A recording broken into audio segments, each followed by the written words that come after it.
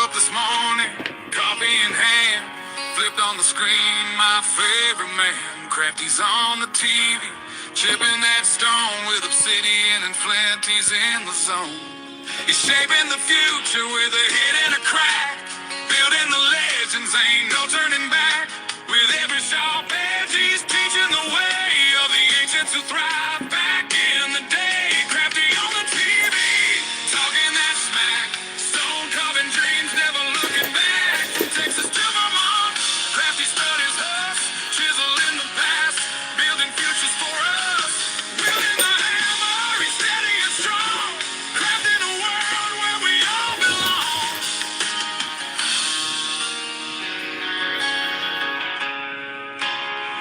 Underneath those layers of dust and grit, finds the magic every little bit. A sculptor of stories, buried in the ground, each piece he uncovers wisdom abound. With every collision, the sparks start to fly. As the old world awakens, we question why. He's digging deeper where the shadows play, reviving old crafts that could fade away. Crafty on the TV, talking that smack, stone carving dreams, never looking back. From Texas to Vermont, Crafty studies us, chiseling the past, building futures for us. Wielding the hammer, he's steady and strong, crafting a world where we all belong. And in this life, we're all just searching for our place in the world, a way to keep working. With the flick of his wrist, he brings forth the light. In every gray morning, he makes it feel right. So gather around, let the stories unfold. Crafty's our guide through the young and the old.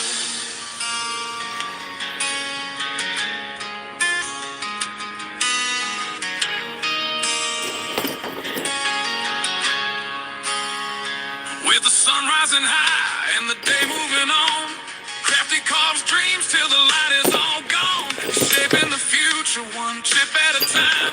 With every creation, he's keeping the rhyme. From the heartland of Texas to the mountains of green, the legacy lives on through the stonework unseen. With every perspective, he's showing the way. Crafty keeps going, come whatever may. Crafty on the TV, talking that smack, stone carving dreams, never looking back. From Texas to Vermont, Crafty studies us, chiseling the past, building futures for us. Wielding the hammer, he's steady and strong, crafting a world where we all belong. So here's to the mornings with coffee in hand and Crafty on the screen, the true heart of the land. With a hit and a crack, he's paving the way through stone and through story. He inspires the day.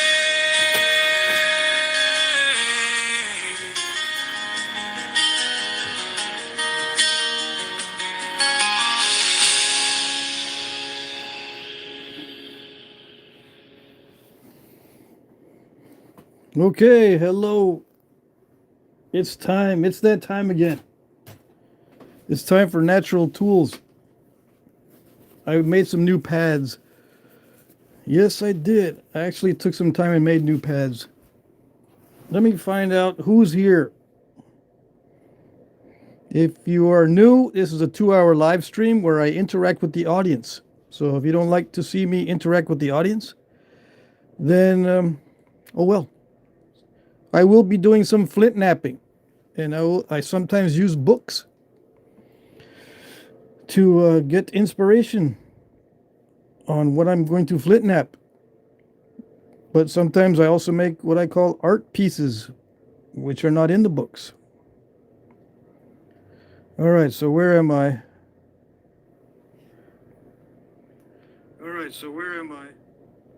Sound is good. luckily. Sometimes the sound is not that great. What happened to my glasses? I'm going to have the heater going the whole time because the temperature's dropping fast. It was like, I don't know, almost 30 degrees earlier today. Well, maybe not that warm, but it dropped down to like 17 degrees. Anyways, who is here? Marty is here. First one, Marty YB. Keith is here. Flakescard. Alan Young is here. David Little. Talkenstein. Brad. Some of you guys are new. Yeah, let's see. Oniyi. Jack, how can I send you a song made about Flintknapping? Just send it to my email, jackcrafty2@gmail.com. jackcrafty, one word, and then the number 2 at gmail.com. Jim Main, hello, hello. Nickelback is my favorite. That's not Nickelback. My theme song was written by Danny Collins. Yeah. It might sound like Nickelback. Let's see. Alan Cole. It's Friday Live time. Yes, yes. Charles Rooker's here. T. Larson. Some of you guys have been lurking because I haven't seen you commenting. I recognize some of the names that usually don't comment. Perry Ghost Ken is here. Yay. Hope everybody is well. Yes, everyone's well. Senku says hi. Ross Wellman is here. A primitive gentleman. Patrick, I'm curious. If you had to pick one specific area in Texas to live, where would it be? The best combo of social, scene, nature, in your opinion? That's a tough one. Because in general, I didn't like Texas. But let me think about this. The scenery. Let me think. There was a small town in Texas that I liked. Oh gosh. Now you're gonna make me think. Let me see. Let me get back to that question in a minute. That's a good question. Hey, Jay is here. Wilderness Quest Outdoors.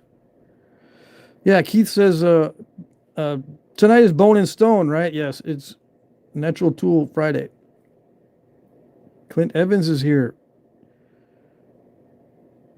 Fertile Joe or Bushy is here. Excuse me. Yeah, everybody say hi to everybody. I'm going to start napping here in a minute. I'm still thinking about that town that I liked in Texas.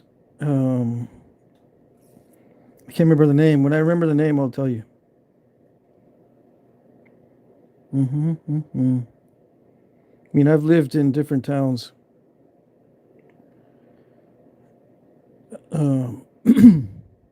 I've lived in South Texas, Central Texas, and West Texas. Yeah. I have not lived in East Texas. Mike Mason's here. Okay. So everybody's chatting it up.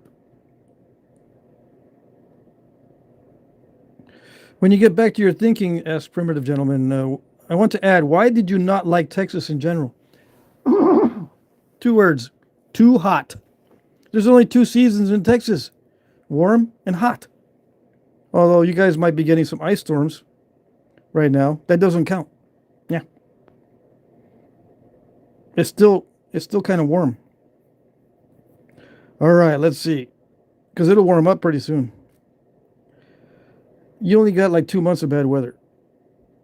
I know, I lived in Texas for over 30 years. I just don't like the weather there. Yeah. I can't remember the town. I'll have to look that up. And if I look it up right now, it's going to take me 20 minutes because I get distracted when I look stuff up. But I cannot even remember the town that it's next to. If you're in Austin, you just drive east, and I don't remember the name of the highway. It's right on the highway or right on the main road or whatever.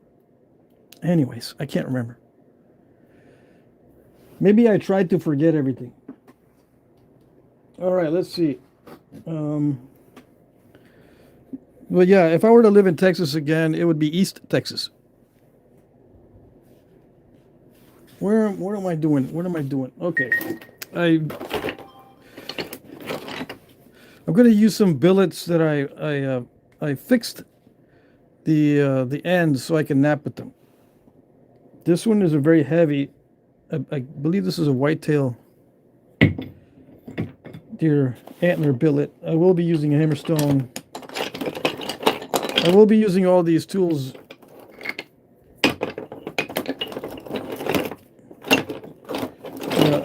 I made the billets easier to nap with because they were just quickly rounded off, but now I got the correct angle and the correct shape on the ends.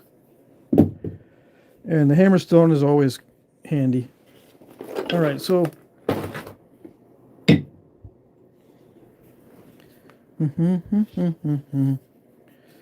let's see.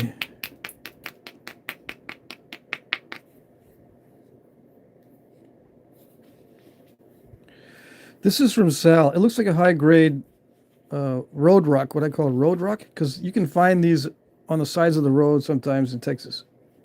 Dirt roads, not the main roads. You have to be on a farm or something, or not on a farm, but next to a farm on a dirt road. You can sometimes find these on the side of the road. All right, so let's see.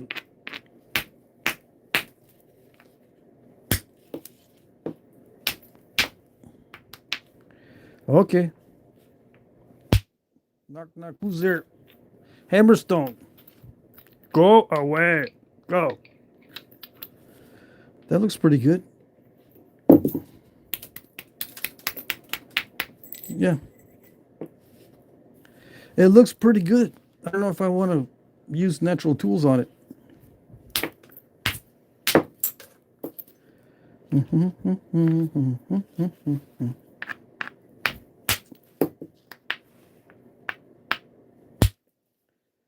Yes. These are arrowhead spalls for arrowheads. Do I have it already made? That's what I forgot to do. I forgot to make an arrowhead for this video so I can have one already made when someone asks, hey, what is this supposed to look like? I see you just hitting rocks and doing that, but what's it supposed to look like, dude? Bruh. I forgot to make an arrowhead just so I can show you. It's supposed to look like that right there. How's that?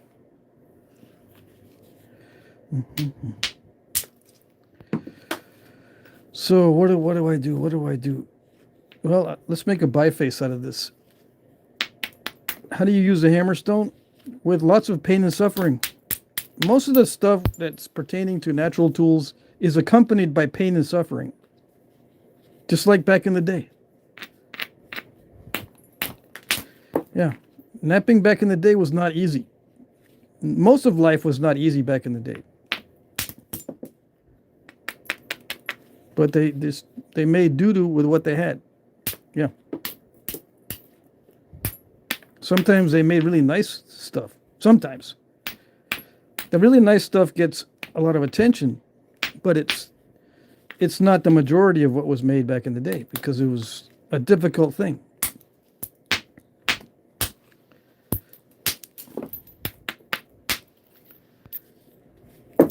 It's a difficult thing to do to make these nice with natural tools. I'm not saying it can't be done, but it's difficult. It helps if you only make 1 or 2 point styles your whole life. That does help when it comes to making nice stuff. If you only have 1 or 2 or maybe even 3 choices, it makes it much easier. Because you get used to that same thing over and over again for years and years and years. But people these days, they don't nap that way. They get tired of 1 point after about a week. And they go, no, I need to make something else. I tried making one only type of point for about a week or 2, and I got sick of it. Yeah. But they didn't have that luxury back in the day. They didn't have the luxury of getting sick of it and then leaving. They got sick of it and stuck with it. Yeah.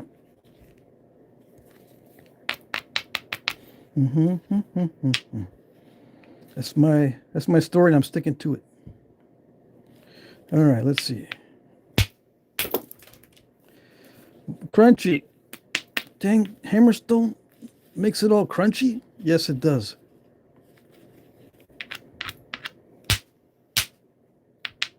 Come on. It broke in the wrong way. There's another crack in there. Hold on. I messed up that perfect striking area. I made it all crunchy. There's a crack in there, right there, that I made. So it's probably all crunchy inside. That's why I'm not able to make another flake here. Hold on. Hold on. Did that do something? Yeah. Okay, see, I can see now where either I made that crack or it was already in there. I think that, yeah, I caused that one. With a very aggressive hammerstone strike.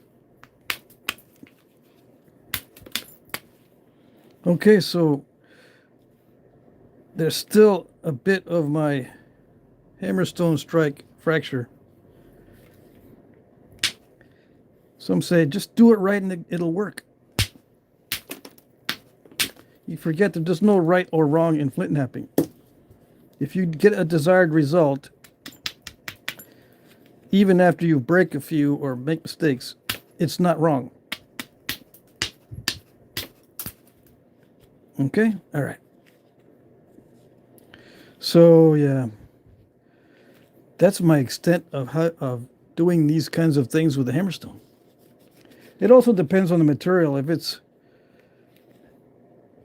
it's, you know, there's a thing, I hate to get into this particular subject, but there's a thing where the tools can be more compatible with the material you're using than other tools. Like some hammerstones are more compatible with the material than others. But since I use a varying array of different materials, I don't really pay attention to that because it wouldn't do me any good. I would have to have 2 or 3 hammerstones for each type of chert and flint. I have dozens of types of chert and flint. That means I would have to have multiple dozens of hammerstones that are compatible. And yeah, you can group them together and make experiments or do experiments to get the compatibility just right. Of course, a stone can be sweet and then break, and then you have to start over again and find another sweet one. Natural tools will break easy too. All right, so what am I going to do? I don't know. This is the dilemma. Do I keep this and punish it some more, or move on to something that might net better? I don't know. No, I want to do something else. Let's try this one here. Let me try this one here. I can make something out of that. Yeah, it's not a big deal. I mean, it's still kind of chunky, but I can make something out of it. We'll come back to it. I want to see what this nap's like. Sal heat treated this. That one is not heat treated, but this one is heat treated. And I will check the chat from time to time, okay? So, but I need to get in the zone for at least a few minutes at a time and not go in and out of the zone constantly. Yeah. All right, let's see. Yeah, when it's heat treated, it's much easier in general.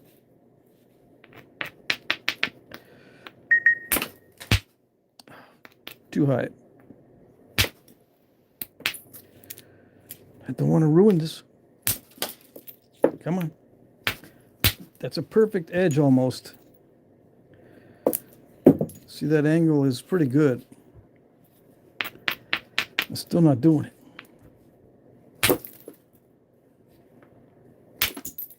Is that doing it? Yeah, much better. This is pretty much the same stuff, right? It looks very similar, but it does nap differently. I'm just wondering if I heat treat this, will it become like this? Sometimes yes, sometimes no. Stone is not consistent. It feels almost the same, but I can tell that this is more delicate. But it feels almost like that raw piece down there. Yeah. This, oh, that's a good sign.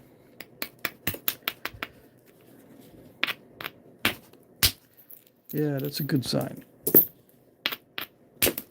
Mm-hmm. Did they know about heat treating back in the day? Yes, of course they did. It reduced their pain and suffering. So of course they knew about it. They're not dumb.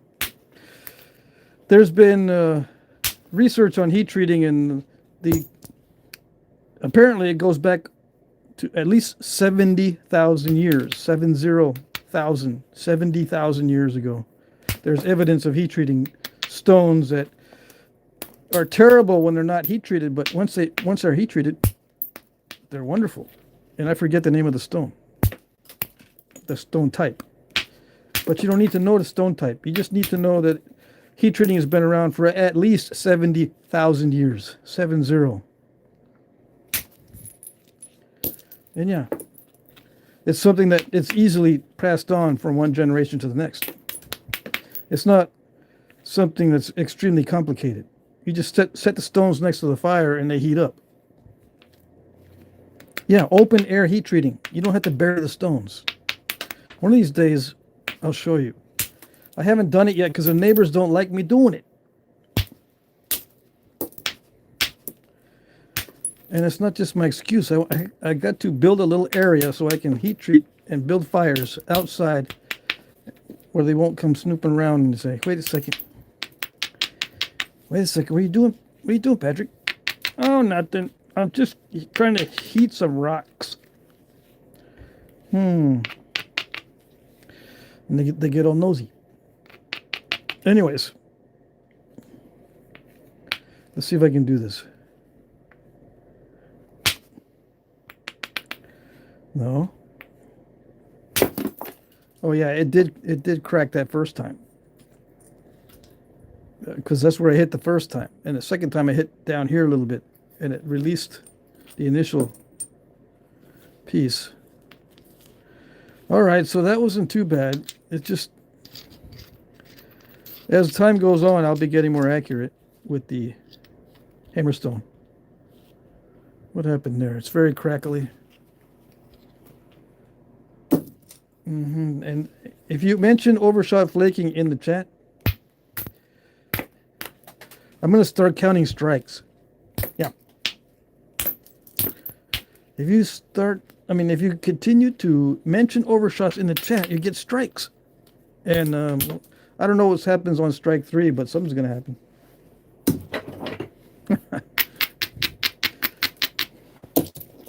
I don't like overshots. Yeah. They don't help. No.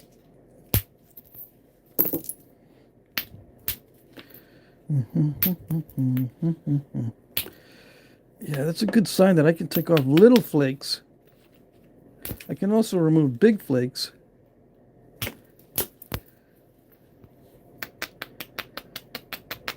When it's heat treated, I can remove those big flakes. It's just that sometimes it gets a little bit too good and I remove too big of a flake. So that's as far as I want to go with the hammerstone. I'm going to do a billet now. This is what I use for an abrading stone. It's just half of a quartzite round-ish nodule. I think I was using it as a hammerstone at one time. I just cracked it in half on purpose so I can use it as an abrader. It's very comfortable this way. And yeah, quartzite, it does get smoother, but at least it works for a little while.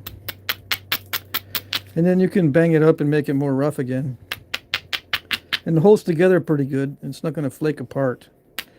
Or it's not going to crumble. It does take longer to abrade the edges with a natural abrader, though. And some people say, yeah, just use sandstone. Don't make excuses. Sandstone is very delicate. It works on obsidian, but on regular cherts and regular flints, especially if they're a little bit difficult to work, it takes its toll on the abrader. Although it can work faster, you need to have a bunch of these available. Where did I get this? I think I actually got this here in Vermont. Or, let's see, maybe Bushy gave this one to me. I remember that I got some abrading stones as gifts. Because I fuss about not having enough. Yeah. So how do I thin this down? Very carefully, with lots of pain and suffering to match. The carefulness is only matched by the amount of pain and suffering. Yeah. I'm going to try different billets, okay? These are different sizes. We're going to see which one works. Different sizes. I'm going to try different sizes. Where's the other one? This one I used to use as a billet as well, but this is my mallet now for indirect percussion. But I used to use it as a billet also. It's an elk antler with part of the skull attached. And I can still use it as a billet once in a while, but I try not to because it wears out. I'd rather have it as my mallet. I've had this one for years and years. And the mallets last a long time. Everything else gets ruined. Okay. Let's see. Let's try the one I was using the other day. The other Friday, I was using this one. See if I can peel off some good flakes. See if it's compatible with this particular stone. Come on. Yeah, it looks like it's going to work. Yeah. Mm-hmm. All right, so I might not need those. I'll try them anyway. Come on. See, that's isolated. They say, hey, dude, you just need to isolate. Isolate and quit complaining. Well, yeah. When I isolate, I just chip it off. I just blow away the isolation. That's what happens when I isolate. That little piece sticking out just gets blown away. That's it. This is isolated too, but nothing's happening. Why is that?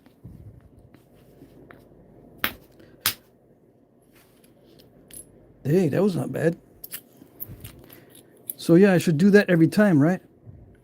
How many times did it take for me to do that? It took several hits, and eventually I got lucky enough to remove it.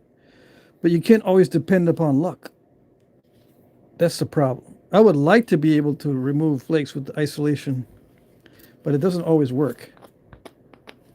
And yeah, I'm gonna hit the very tip to try to remove a flake here. This is isolated, see? Isolation. Nice. I blew away the whole tip. And that was less force than over here. Beautiful, huh? Worked good. Or I didn't do it right. I did it the same as I did down there. I'm using the same technique. Yeah, it's only you don't do it right when it doesn't work right. Yeah.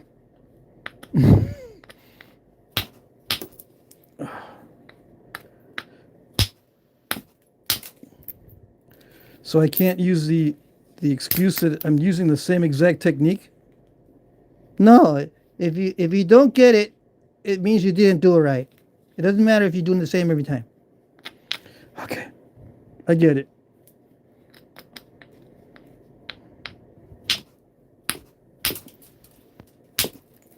It's not that the conditions are different, right? The conditions are slightly different with each strike.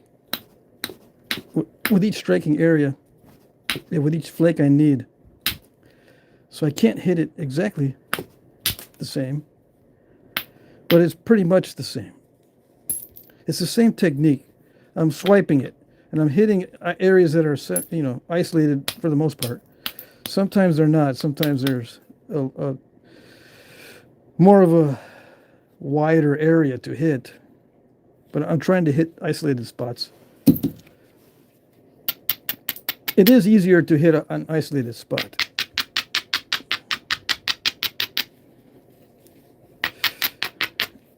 And I have to also adjust the amount of force.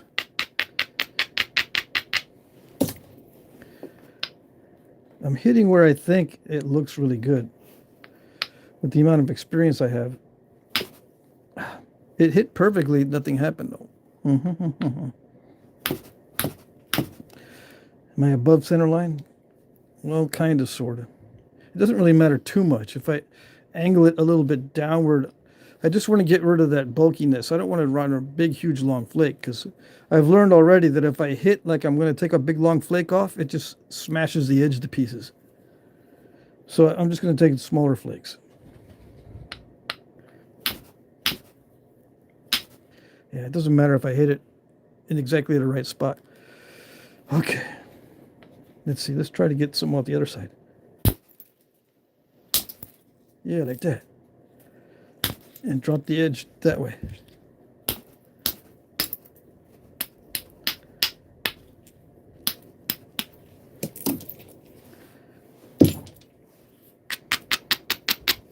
And now this is below center line. I might be able to hit that with some success.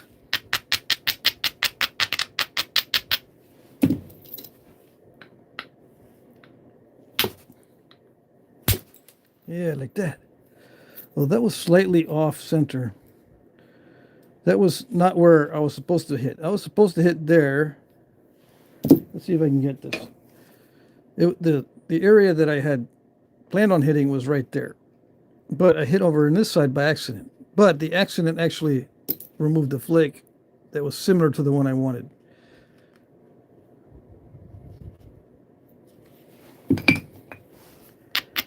I still need to hit into this mass. I'm saying mass. When I was reviewing my last video, whenever I say mass, M-A-S-S, it sounds like I'm saying mess, M-E-S-S. But it's mass. There's more mass here. I'm trying to hit into this bigger area. That flake wasn't bad. It just wasn't exactly where I was thinking I was going to hit. And this is a no-brainer. I'm trying to make it less of a thinking process. Yeah. Yeah, like that. That did hit where I wanted it, and everything was good. It just didn't. It didn't flow. I don't know if that concrete area stopped it from what I consider like a flowing flake, where it goes where you think it's going to go. It didn't go where I thought it was going to go. I thought it was going to go deeper than that. It would have gone deeper than that with, let's say, a copper bopper or something. I know pretty much how these flakes are going to go with a copper bopper. I'm not using that as a comparison when I'm hitting. I'm just wondering, if I had a copper bopper, I can imagine that would have gone a little bit deeper. But it could be this mess here that stops it. This time it is mess, M-E-S-S. Okay. Everything has to be a little more careful when you're doing this with natural tools. Just a little bit more careful. But it's the same principles.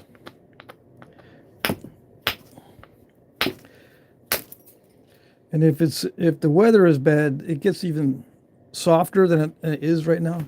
The billet is soft, which is good, but it can get a lot softer in wet weather. And I don't know if the humidity is different today because of the snow. It's snowing right now. The humidity should be okay. If it's overly humid, things will change. You'll notice a change in the antler billets, and they won't nap as well.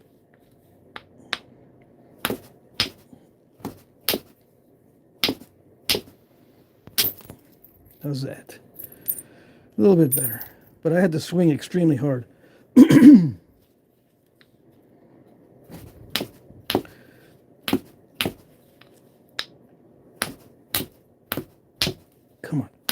All right, let's try a different billet. I'm getting tired of that one. Okay, so but I might make some mistakes. Let's try this one. No, let's try the heaviest one that I have.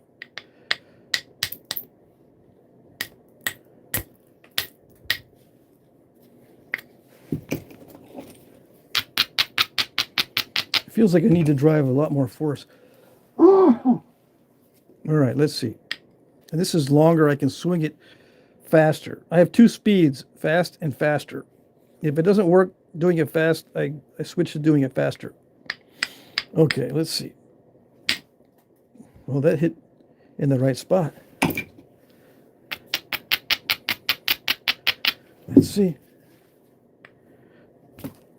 No. Okay. How's that? Ooh, just a little bitty flake.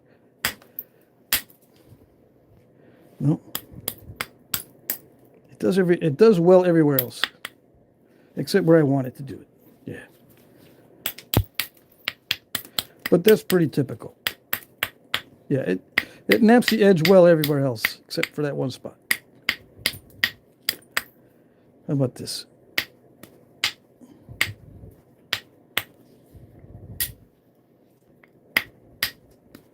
I'm going to try to run a flake from the other side if I can get that edge set up. I'm not sure if the heavier billet's going to do it. Let's see. Let me knock off this edge here.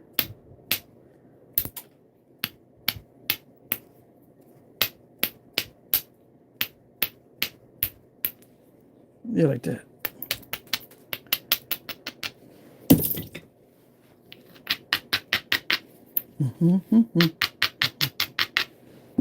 All right, let's see if this will do it.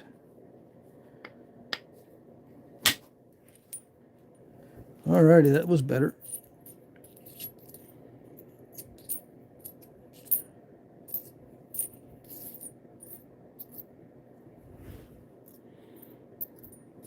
Weird, but better. Yeah. It didn't go all the way, of course. It stopped.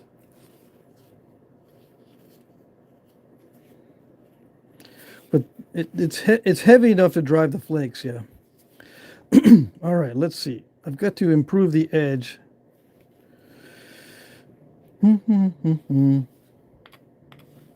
Let's try, well, let's see.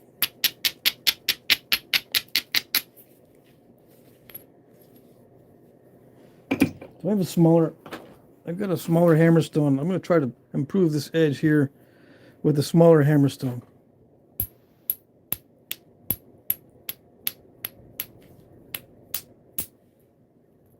Yeah.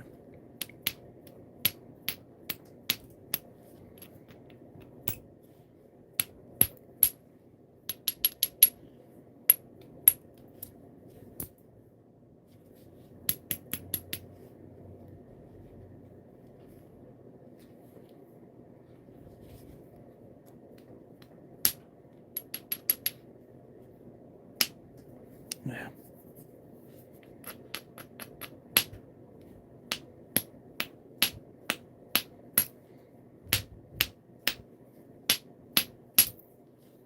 Yeah, like that.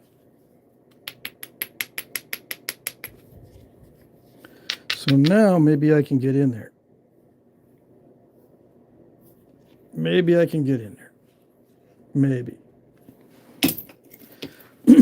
Let's see. This is slightly rounded, so I may be able to get in there. Yeah. Okay.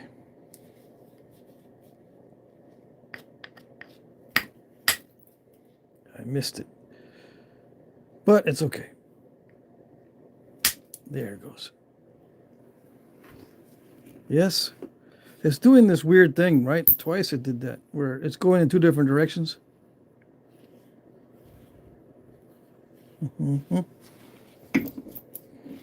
So yeah. Just be a little bit more persnickety with the edge treatment.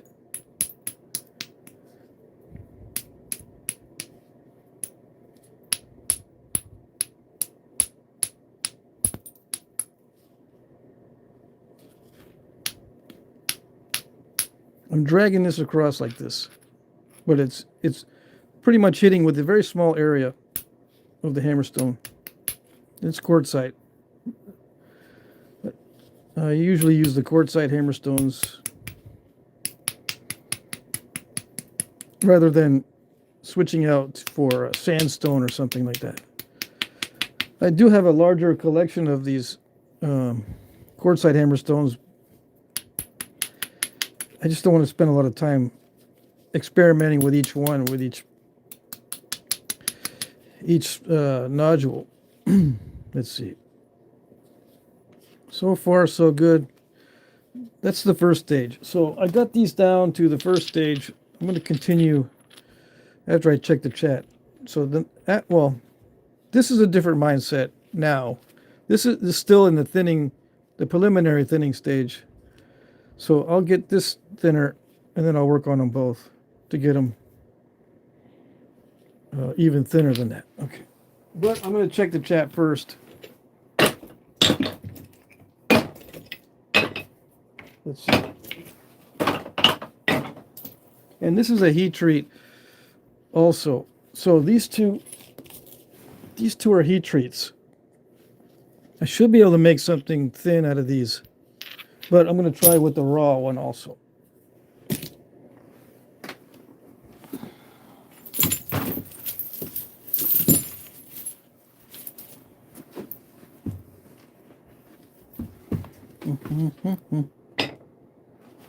All right, let's see.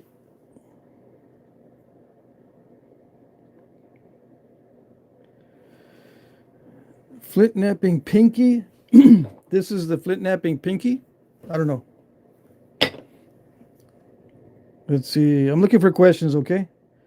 Those split flakes must be running over converging ridges. Not that I really know. Yeah, I don't know. Yeah, they probably are, but why don't they do that with other things like boppers? Let's see. Pinky says, oh, I see. Someone named Pinky. I thought they were saying something else. St. Charles, Missouri, it's 4 degrees Fahrenheit with a wind chill of -12. No snow yet, and the furnace is working hard, enjoying the Flintknapping. Well, at least something's good, right? The Flintknapping, hopefully. So, yeah, Pinky's finding out what we're doing. Let's see here.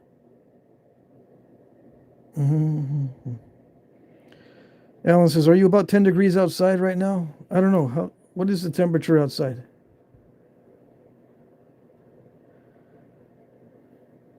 I got 15 degrees. I got 15 right now. Winter storm warning. Come on. I always hit the wrong buttons.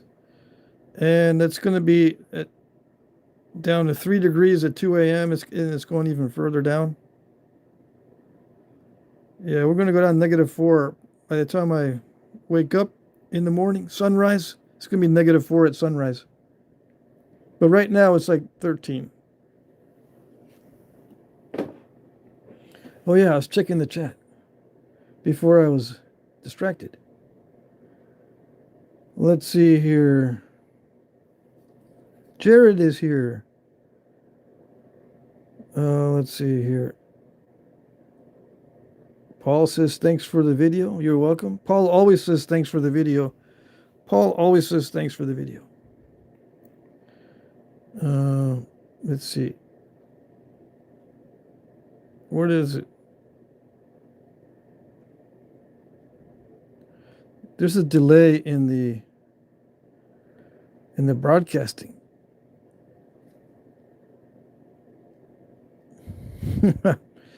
Let's see. Let's see. Pyrotechnic says, you taught me the basics of Flintknapping as I was learning. Thank you. Oh, you're very welcome. I'm glad we have someone in the house that has been watching the channel as a brand new guy. Let's see. How do they know how long to heat treat the stone? by experiment. It's easy. It's like cooking meat. How long do you know how long do you know how long or let's see. How did they know how long to cook meat? Same way, they just tried it. Same with napping. They just tried it. They heat it, let it cool down and try it. Does it nap? Nope. Okay, put it back in there. Same with meat. It's pretty much the same as far as preparing stones, very much the same as preparing meat. Same amount of heat and everything. It's funny how that works. I'm not making fun. Okay, for you guys who are new, and maybe some of the guys have been watching the channel a lot, it sounds like I might be picking on some of you who ask me questions, but I am not intentionally doing that. It's just the way I answer questions. I am not trying to pick on anybody. I'm wondering if you guys some don't ask me questions because maybe it sounds like I'm not going to answer them in a polite way or something. I don't know. I think I'm answering them okay, but obviously sometimes I get complaints, and I don't want anyone to be feeling like they can't ask me a question. Edwards Plateau Chert. Yeah, all this stuff is Edwards Plateau Chert. Yes. Good question, Scott. I don't know what varieties they are. I just know that that's where they come from. Yes, these are all Edwards Plateau.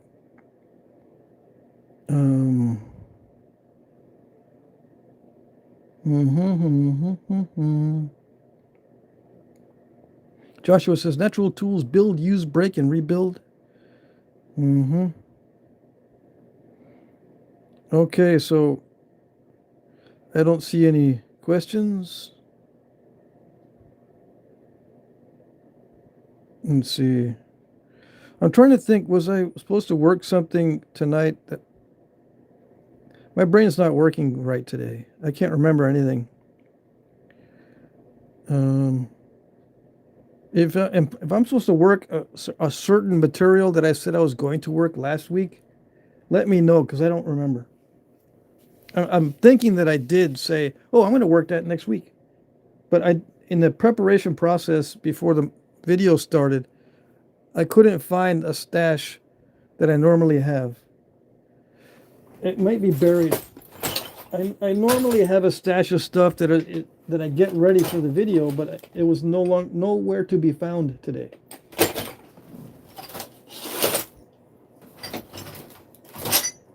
I've got my other stuff set up for my other live streams. It's just the one that was set up for tonight.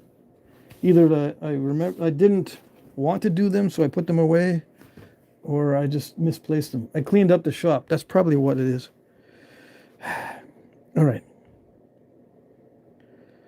Let's see.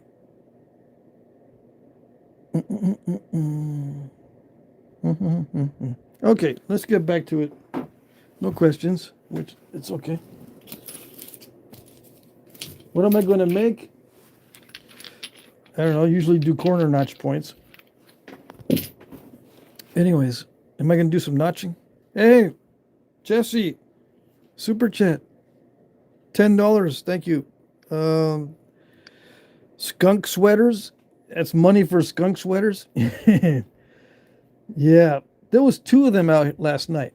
It was relatively warm last night, and I saw their prints in the snow also. They were very active last night, but I don't think they're going to come around tonight. They've got nice little warm, hidey holes. Yep.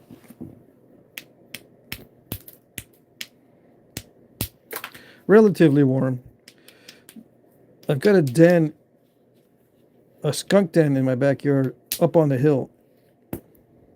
And I could tell it goes in very deep, or at least 3 feet. Right? That's what I'm thinking. Because all the dirt in front of the hole, tells me that they've dug quite a ways into the hill.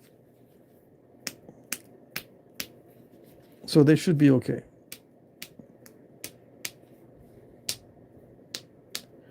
And if they're not, they just dig deeper, right?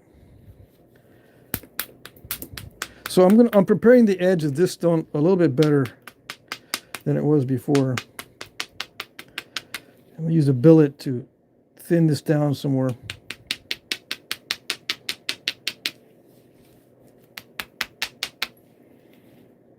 Okay, all right. Let's see.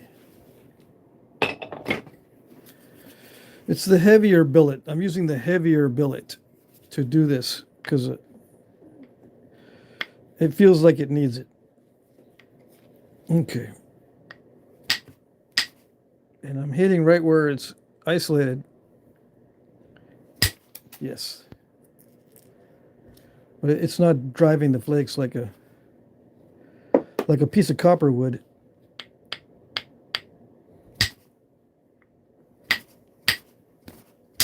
There it goes. I have to really hold it down here and swing it fast, okay? And it messes with the accuracy, but that's the only way I can get these thinning flakes.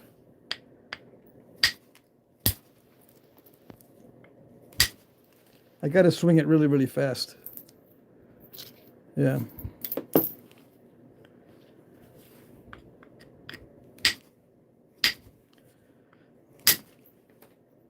Uh-oh. Guess what? You thought you were going to get away with it, huh? Yeah, I thought I was going to get away with not doing no overshots. I did not want to do that. Luckily, it's not too bad. Luckily. It did take off some of it. Yeah. It just doesn't leave much room for barbs when a lot of this is removed from the other side. It's not a lot, right? But it's still, it takes away from the amount that I can use for the barbs. I don't want it to be that narrow. Not this early in the game anyway. It's going to have to get more narrow when I'm thinning it, so I don't want it more narrow yet. I mean, it wouldn't be too bad later, but now it's not good.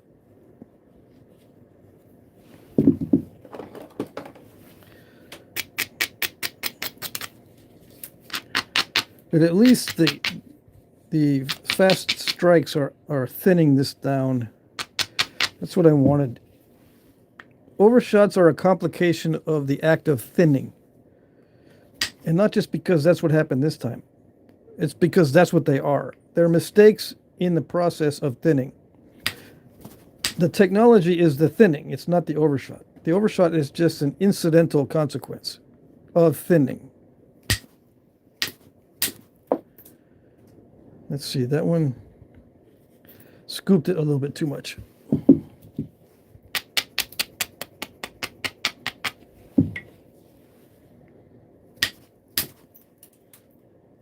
Yeah, I've got to swing this very fast and very accurately, which is difficult to do in combination. Okay. But it does work. As long as I don't miss.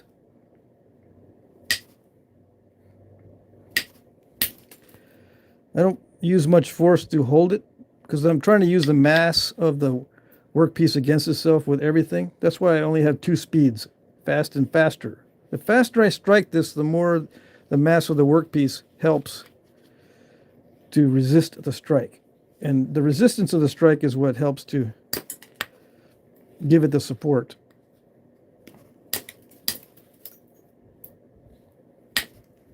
So I don't have to be holding it against something and then strike it. Yeah, I don't like using the type of support that it shocks the piece a whole lot. There we go.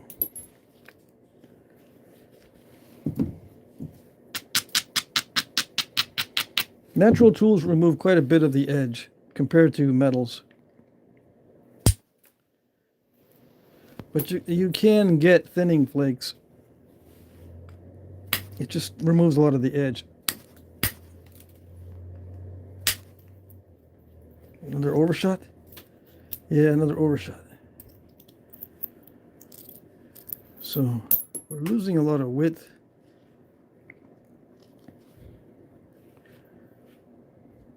But we just make do with what we got.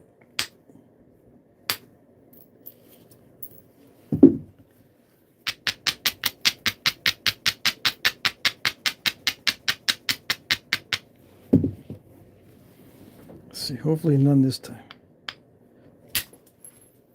All right. Yes. See, I don't want it to go all the way. That's better. Yeah. Okay, so let's see what else we got.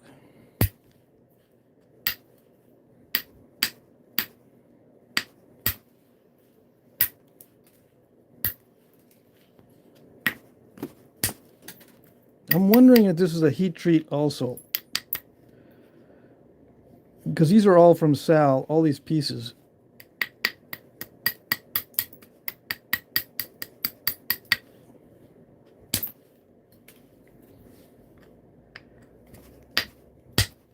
Come on.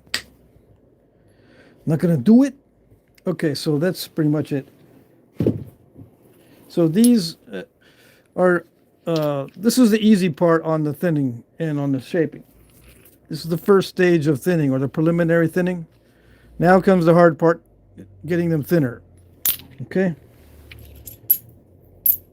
I don't know, it feels almost like a heat treat, like these are the same. It might all be heat treated. But I got this one from something that was close to a nodule already, right? I don't remember. The other one was bigger. See, Sal sent me a bunch of these. These is from something else. So yeah, maybe they're all heat treats. Okay.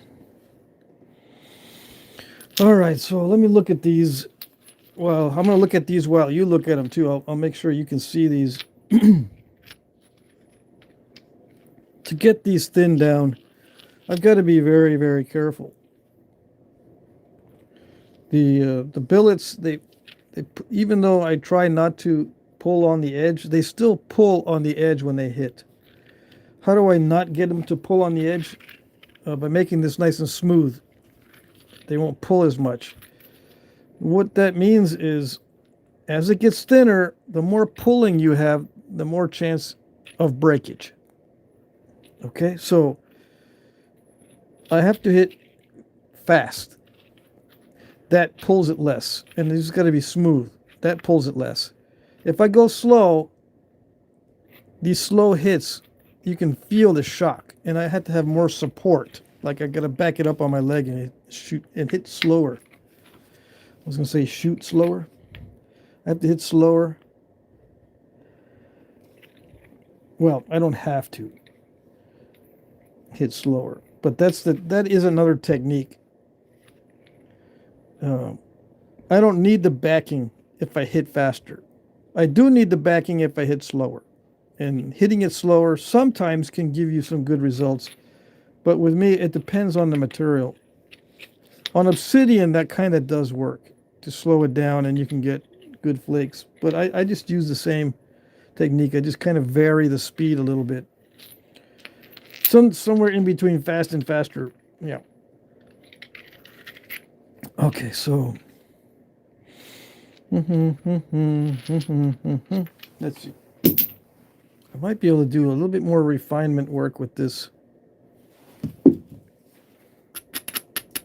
It's going to get kind of boring to watch, I think. To watch me try to refine the edge. And then shoot smaller flakes with the big billet. I'm using the big one just in case I need a lot of force when the small amount of force isn't working. If it's not working well, I'll switch over to a smaller billet. How do I know if it's not working well? Well, if I break it in half, that's one thing. And if it's crushing it and not going anywhere, it may be because I'm using too much power for the thinness of the edge. If the edge is too thin for that much power, then I got to use something smaller and take off smaller flakes. You know, it's just a matter of adapting to what it's doing.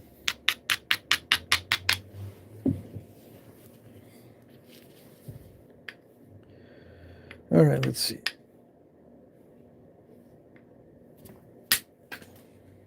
Yeah, okay.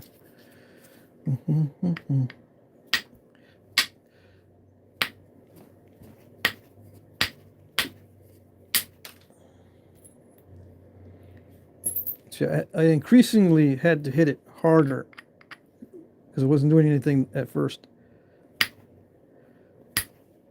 I'm just using the minimum amount of force. And if that doesn't work, I use more force. And if it starts to feel like it's going to be too much force, I'll just stop. I can refine it more later with indirect percussion. If it feels like I'm taking too much risk with the billet, I'll stop and then I can remove these flakes with indirect percussion.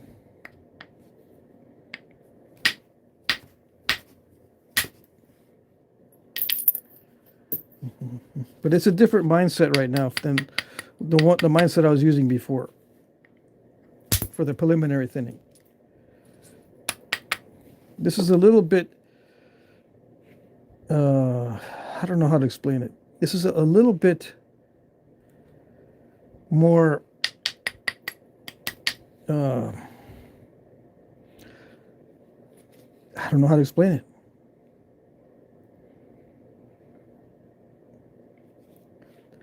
It's more difficult, right? But I don't know in what way it's more difficult. I can't explain it.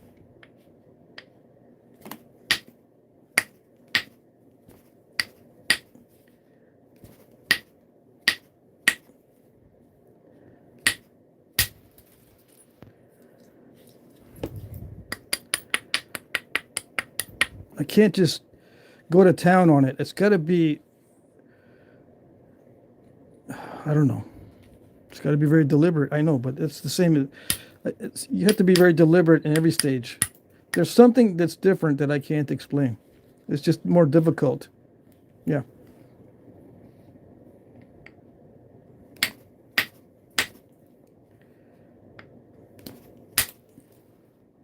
I can explain it better when I use metals because there's more consistency.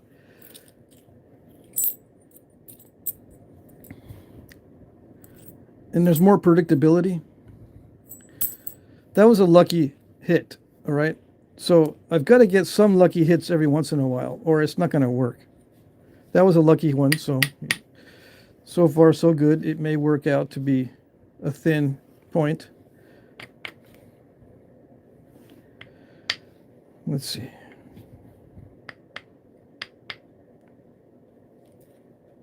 I'm holding it right where I'm going to be hitting it, but I'm not putting pressure on it. It's just supporting it, and it's backed up against my hand.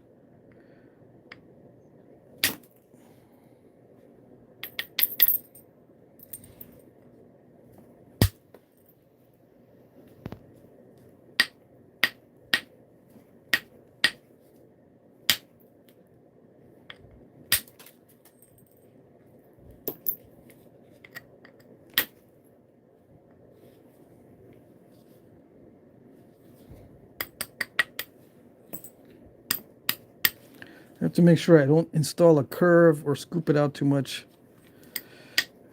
Yeah, I say make sure, but I just got to live with what I get. But I'm trying not to install a curve.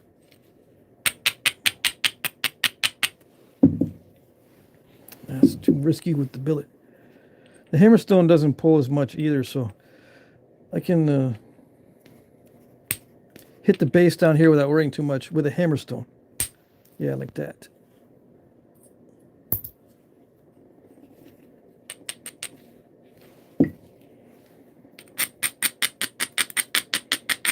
And I'm not really careful like this in the beginning because it's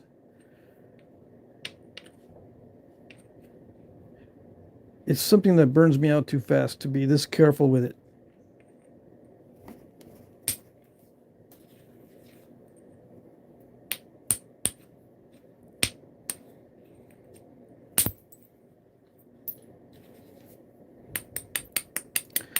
Well, that's all crunchy.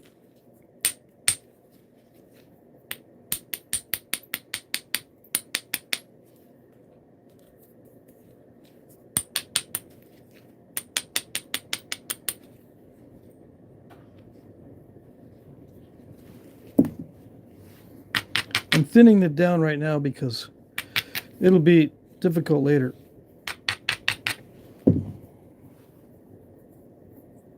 More difficult later, yes.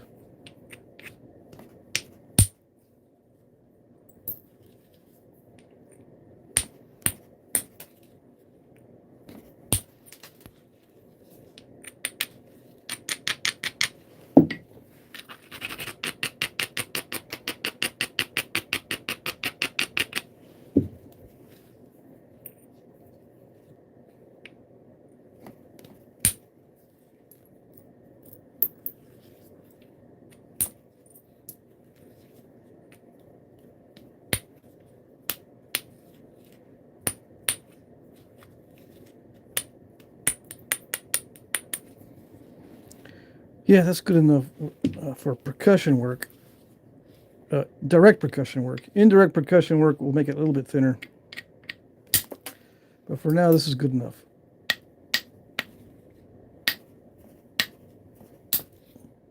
I'll come back and make it even more refined later.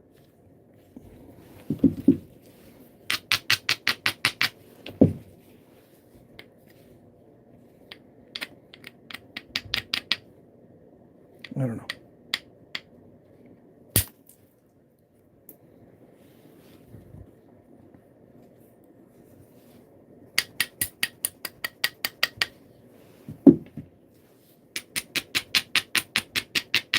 So I'm working on the stem area right now. See if I can do most of it with the billet, the thinning.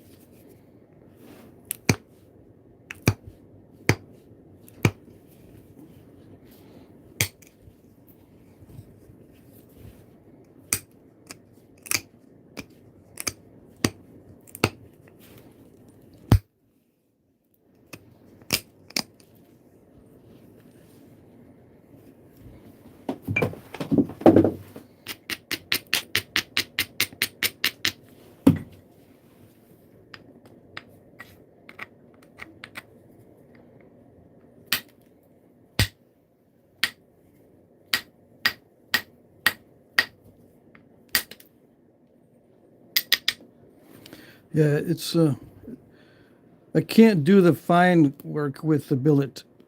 No. My strikes are too crude. So I'm going to have to thin it down with the indirect percussion in this area a little bit later. Okay.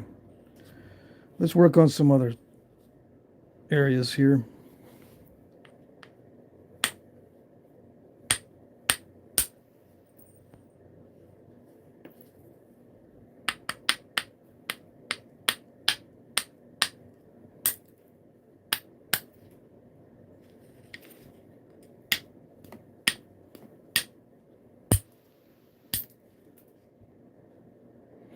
Oh, the town's name in Texas that I liked was Round Top.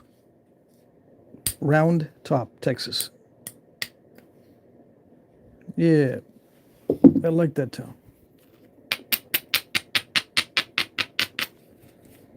In case you're still watching, I'm not sure if you're still watching.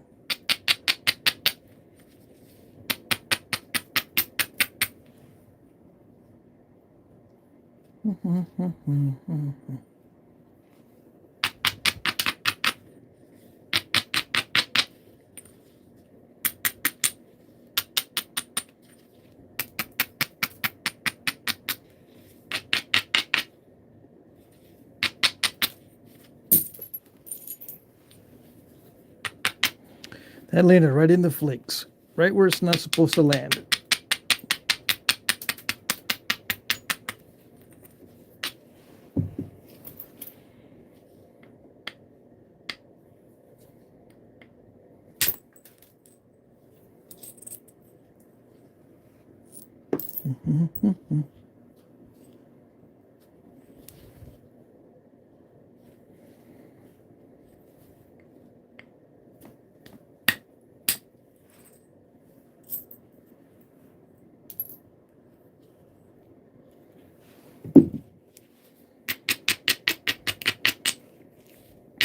Yeah, this stage requires a lot more focus. In general, it requires a lot more focus. But with natural tools, there's even more focus because I'm dealing with the unpredictability of the billet.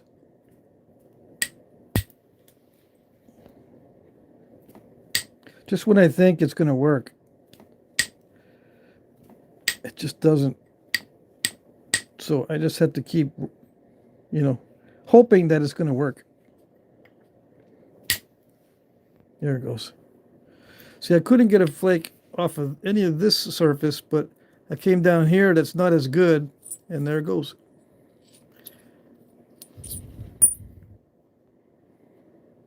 See, I hit all across there. This seems like a much safer area to hit, but apparently it did not work.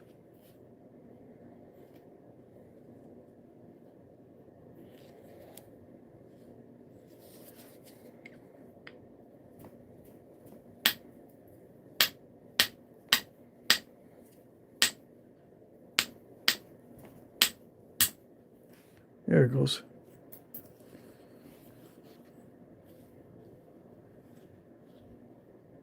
So I can hit it multiple times. There's a danger of hitting it multiple times, right? But that's mostly with hammerstones. The antler doesn't smash it right away. A hammerstone will do something right away and leave little incipient cracks, whereas a billet a lot of times doesn't do that, so you can hit it multiple times in the same spot.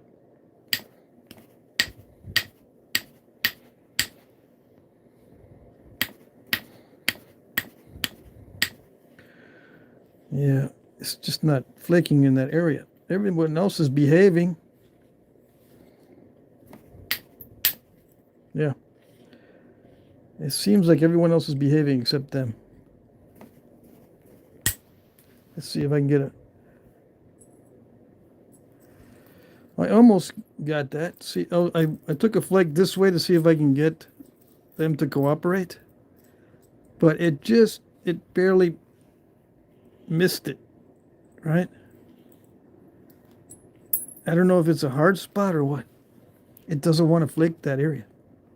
Nope. Let's see.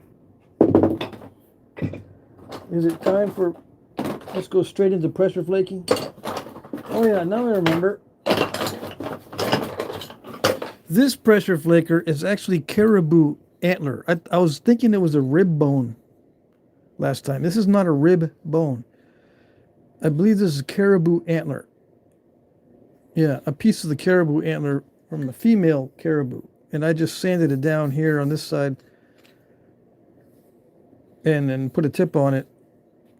The caribou antlers are, they're very different from other antlers.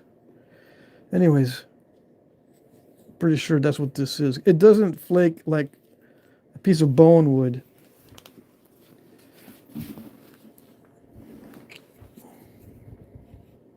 It works very well, actually.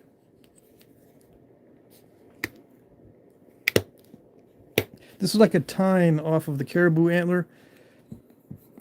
The tines, or the pieces that stick out from the antler, are different than regular tines on other deer antler.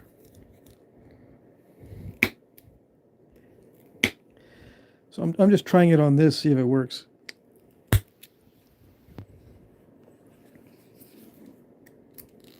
It has some flexibility, but it also breaks like other antler does. Yeah. See, I just broke it. So it's going to require more than just pressure flaking to get that area thinned down. Yeah. Okay. So I'm going to try this other pressure flaker and see how that works. And if it not, I'm going to have to use indirect percussion on the tip. I would just rather use some pressure on there.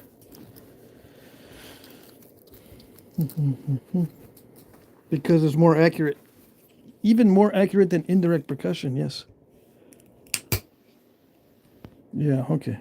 And this is bone. This is cow bone. Okay. So it's working.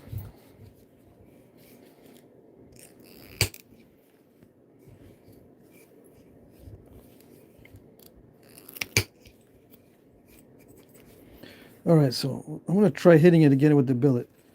This general shape, this lanceolate shape, is pretty strong. So there's probably a reason why they used this shape a lot back in the day. But I'm going to make this tip a lot more pointy.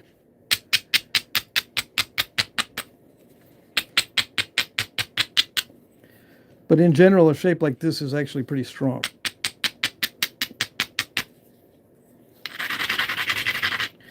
Now you can see it's still really wonky, but I think I can get a center line in there that's pretty straight. I've just got to clean up the edges, right? But the edges are wonky right now because I've been striking toward the middle to try to get these thinning flakes. And with natural tools, it removes a lot of the edge and it makes it very wonky. But I'm going to try to eliminate some of that wonkiness. Try to thin down this tip a little bit more since it's too thick.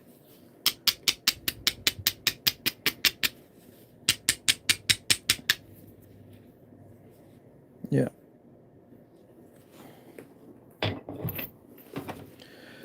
Let's switch. Okay, I'm going to switch to indirect percussion. Okay. All right, I'm going to think about this a little bit differently.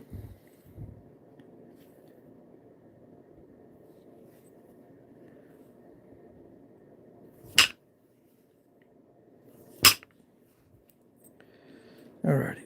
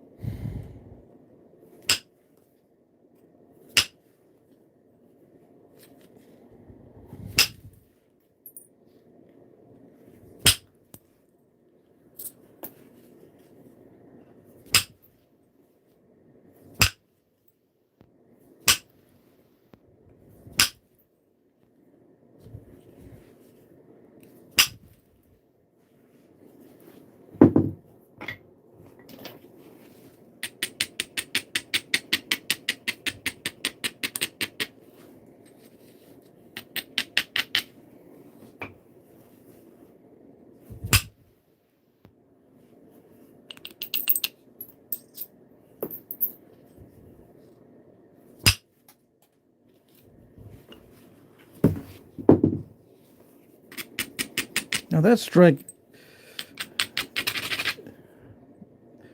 I did lose some accuracy there somehow. It was off to the side. That's what causes a step fracturing if it's not exactly on the ridge. I think that's what caused that one. I'm going to try to hit that again and see if it works.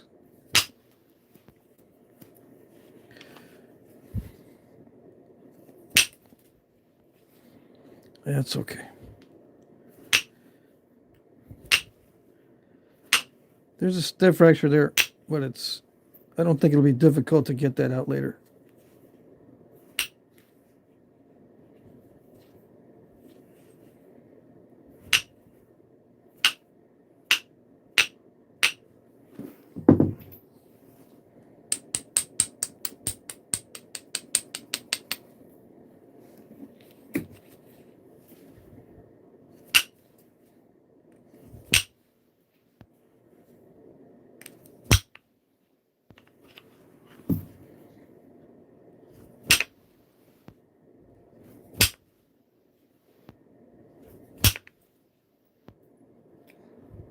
Almost got it.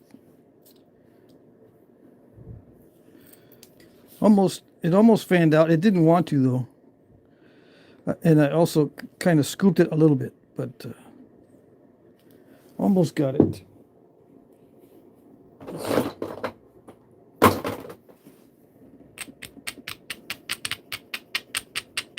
I'm going to try a little bit of a different abrading stone on the edge. I think maybe I was abrading it too much, so I'm using a little bit of a softer hammerstone, a little bit of a softer abrading stone. Yeah, okay.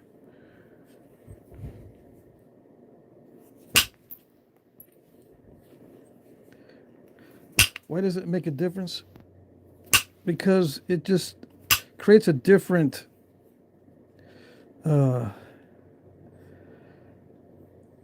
kind of dullness. I don't know.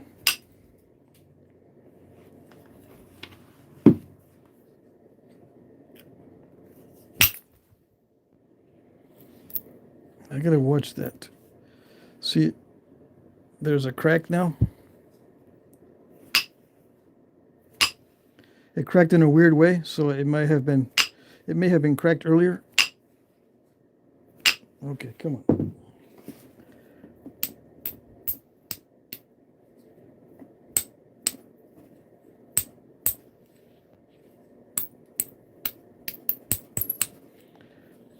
So I had to get rid of that crack as soon as possible, and I think I did.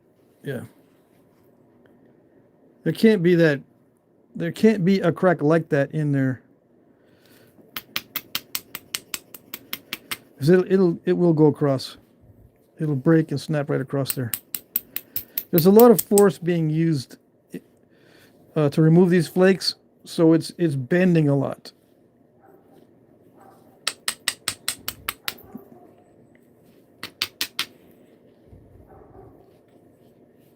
So I can't have any cracks on the edges. Not even a little bit. Sometimes I can get away with not being too careful about that. I'm going to try to get this step fracture out. You can't just pick it out with natural tools. I mean, I could try, right? I could sit here and I could try to pick that out. Same way I do with a metal tool.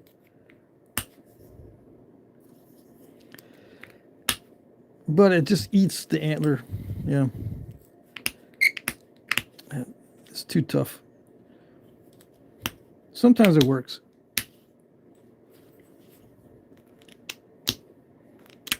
I can sharpen this a little bit more. It might work, but oh well. I'm going to try to knock that out with a flake. I got to take some off of there anyway.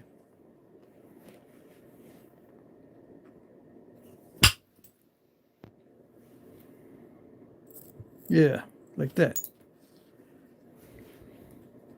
Still a little bit left.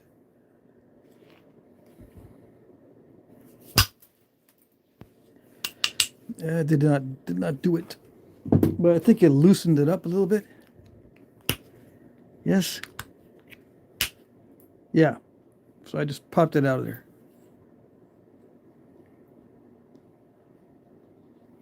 Gulf Coast Knapping Live has just ended. What time is it?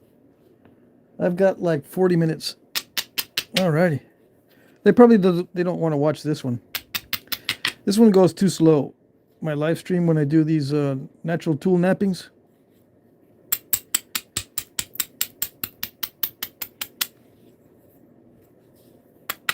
And I don't watch the chat very much because I need to focus. I need to focus on this.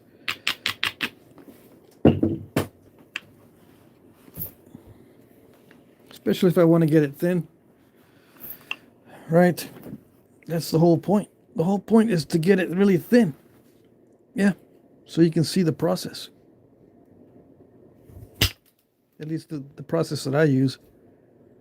It is not the process. There are many processes. Yeah. Come on.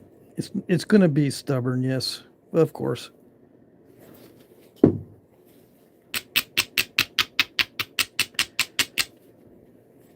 But I'm using percussion instead of pressure because I still need to thin it. The thinning is so much easier with percussion rather than pressure. Yeah, like that.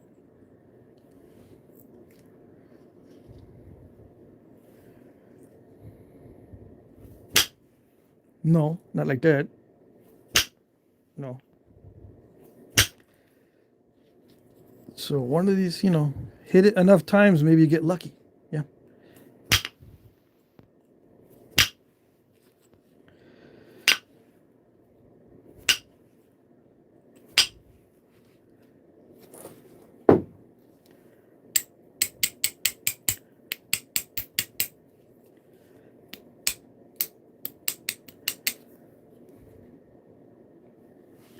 See, I'm going to hit that corner. Can you see? And drive flakes in there. See, this is all crunchy right now, but I'm going to be thinning this down a lot. That's the next step. Well, I still got some on the tip, but I'm going to be thinning that down here. I'm going to be taking a flake from this corner inward. Hopefully, I won't break the corner off. That's my fear. Because natural tools, they take off a lot of the edge. So that worked okay. I just got to make sure, or try to make sure, I get rid of that lump in the middle. With something, maybe with pressure flaking.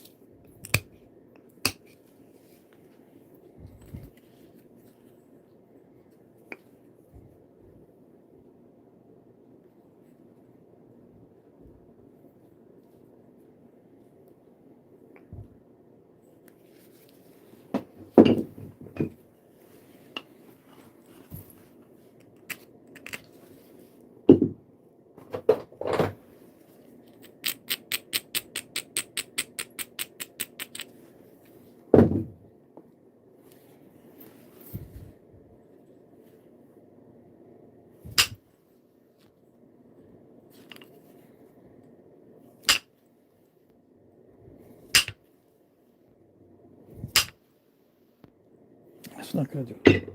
It's not going to do it without a lot of force. So I'm going to try to do it with pressure. See, I can take a flake in that way, not directly in, because that'll snap it. That'll snap it across this weak spot. But if I shoot it diagonally, it should work. But it's not being cooperative. So, and I don't want to mess with this. I had to sharpen this up some more. Nah. Let's see if I can get some pressure flakes in there.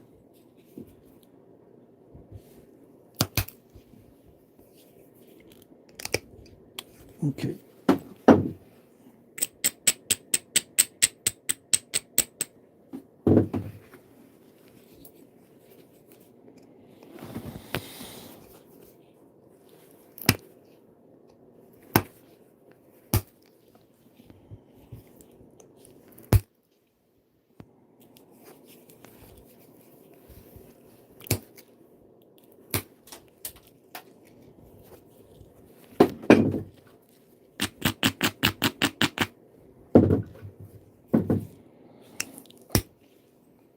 Okay.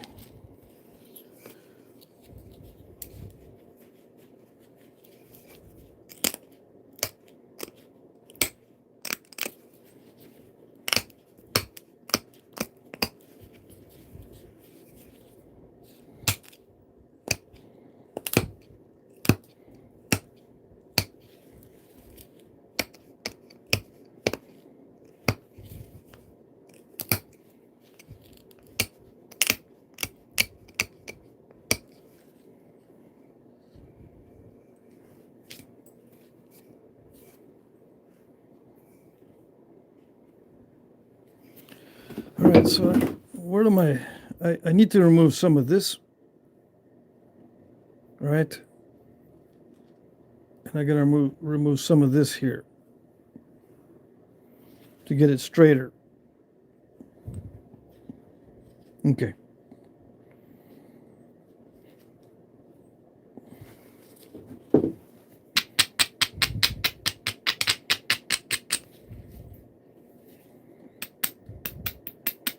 So I'm using this medium grit of braiding stone.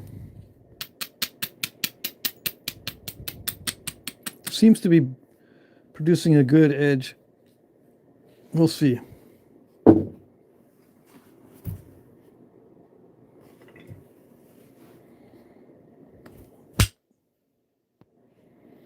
Mm-hmm. No.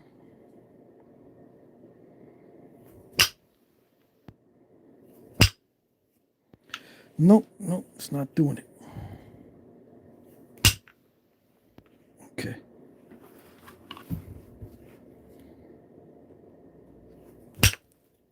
There. A little bit better.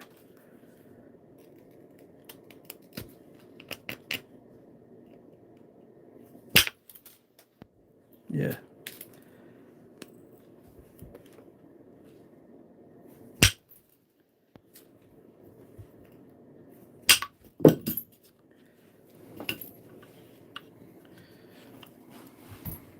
I'm hitting it really hard, in case you haven't noticed.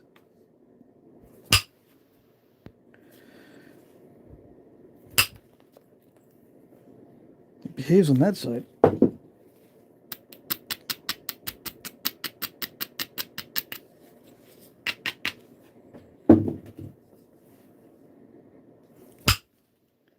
It does not behave on that side.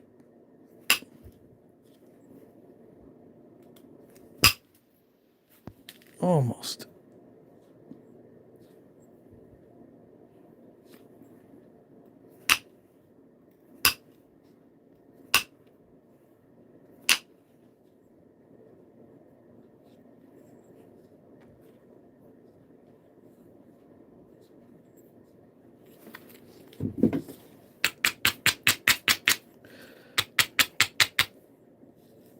Yeah, these are taking me longer than I thought.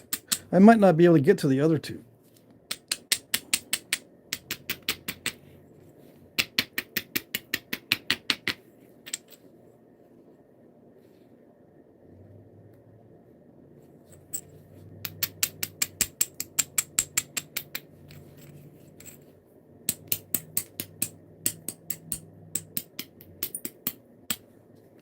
I've got some other tools I could try, but I'm kind of hesitating to use direct percussion.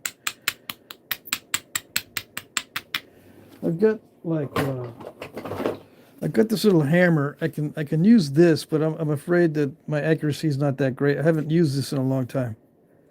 But I can use this hammer on the edge to remove flakes. Let's see.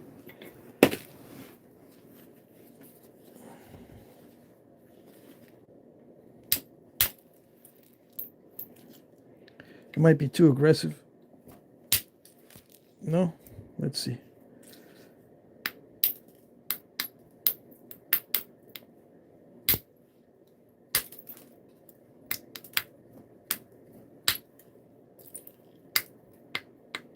See, I can generate a little bit more speed with the hammer than I can, I think, with the...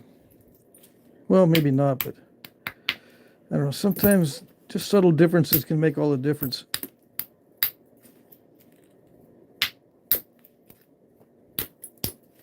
Let me try it. I just hope I don't snap it.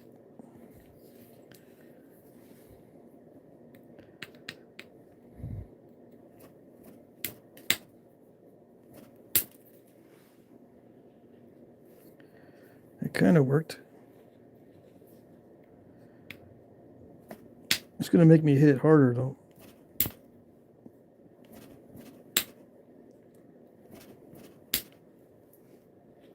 Yeah, it wants me to hit it harder than that, but I'm afraid to.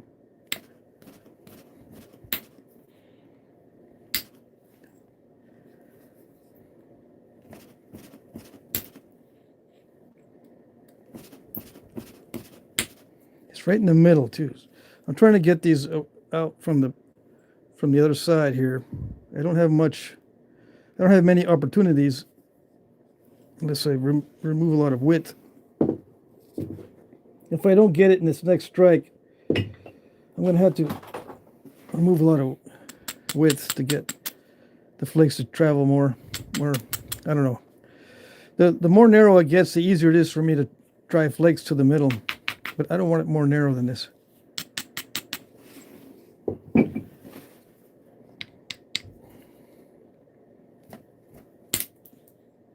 Oh, getting close. No. Yeah.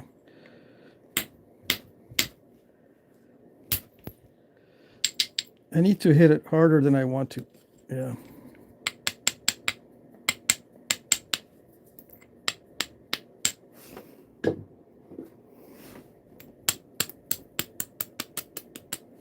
It does seem to drive the flakes pretty good. Okay. Hold on.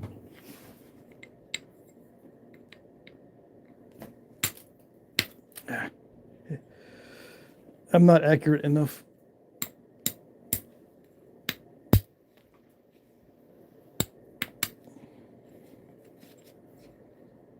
See, I took off a lot trying to get in there, but without accuracy.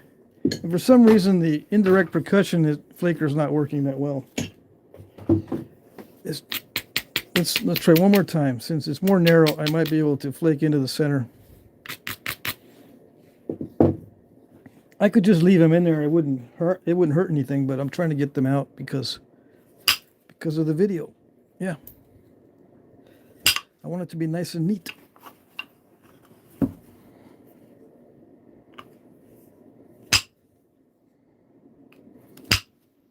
It's not behaving. Okay.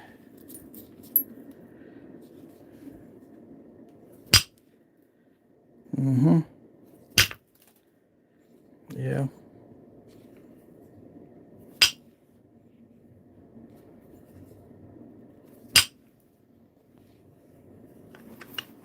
Mm-hmm.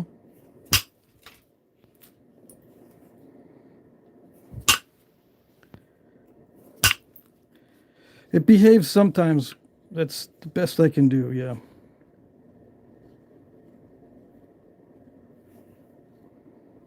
It's just going to get more and more narrow.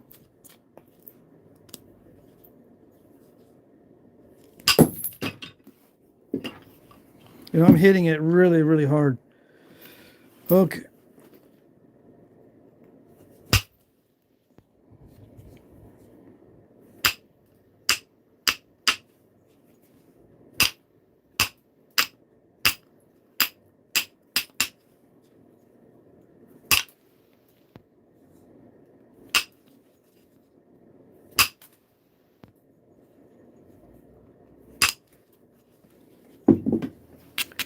What time is it? Oh, I still got time. I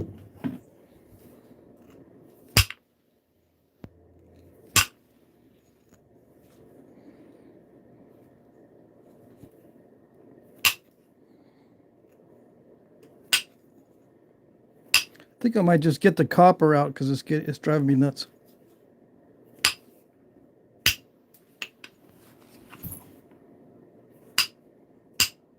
Yeah. I'm going to get the copper out and finish this because it's driving me nuts.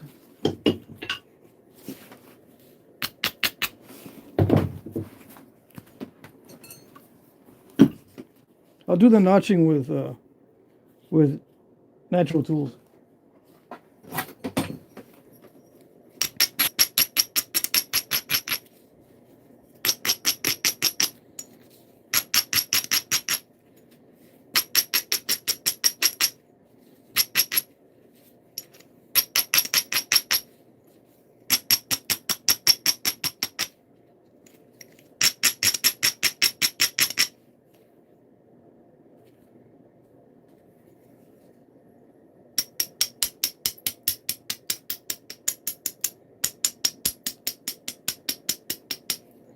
See, these edges are not going to work with the natural tools, the ones I'm putting in right now.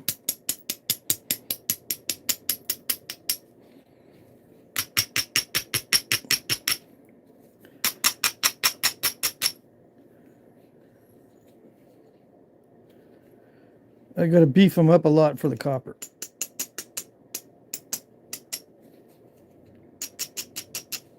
But they work with the natural tools because it needs to grip a little bit because it's so soft.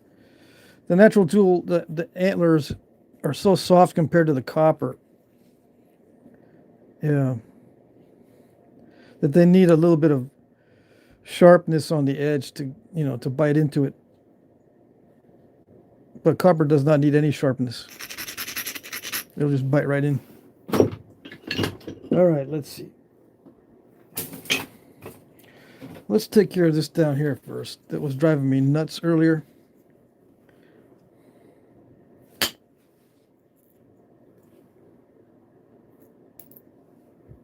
Yeah. That was driving me nuts. Trying to get these kinds of flakes. It can be done, but it was wanting me to hit way too hard. And I'm just not used to it.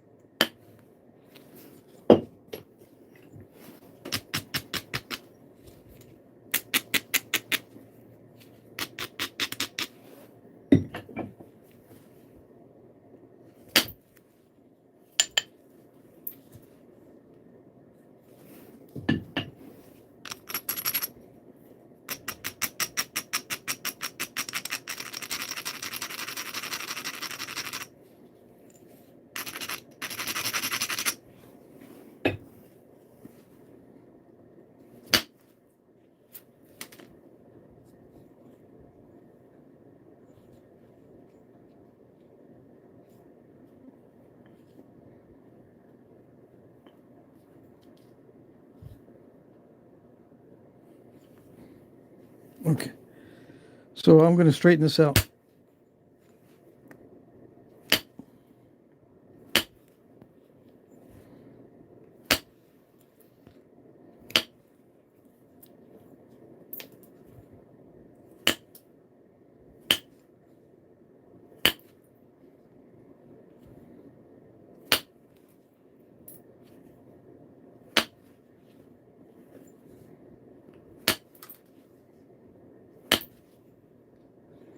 I'm not hitting it nearly as hard either.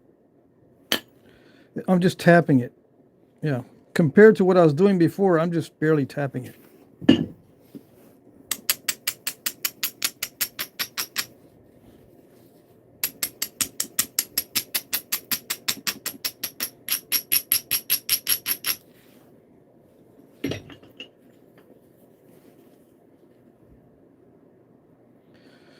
So, I don't know if you can see. Maybe I should use a lighter background. I gotta take this mass off here. And before, I was having to hit it extremely hard to get the flakes to travel. But I think I can do it just by tapping on it. And comparatively speaking, it's much easier. Yeah.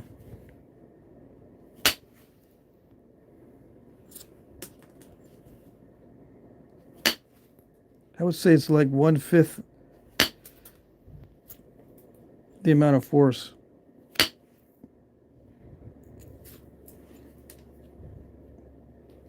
Much less force.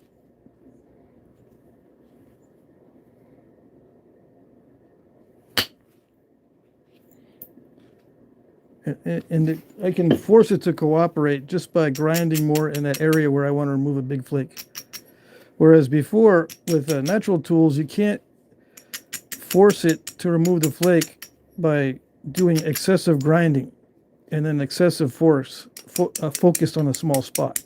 You can't focus force on a small spot with the natural tools. They're too big. And you can't whittle the points down on Antler because they break off, like I showed you earlier. See, I showed you earlier how weak these points are. And this is caribou antler, which is very strong, actually. Same with elk antler. If I were to make something like this out of elk antler, it would also break like that.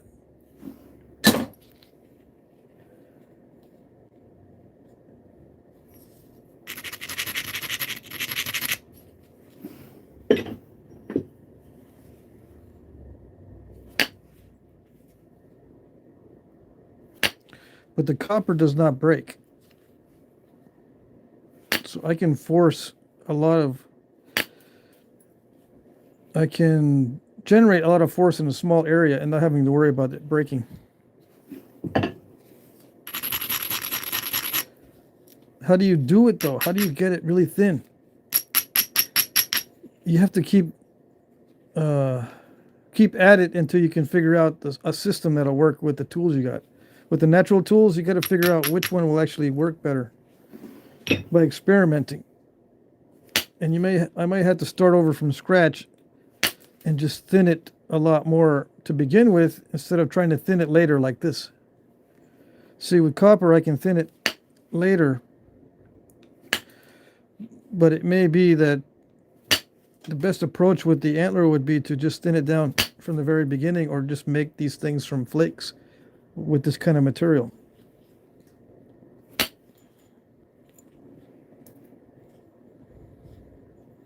It looks like it's good material, but it's very finicky. Sometimes it cooperates and sometimes it doesn't. But I can force it to cooperate with the copper a lot more easily than with the natural tools. Now, they did use copper back in the day. We just don't know how extensive it was. Copper was used for flint knapping back in the day. We know that they had it. We just don't know how much they used it for knapping. They may have used it when they got stuck and then put it aside when they were in the clear, so to speak.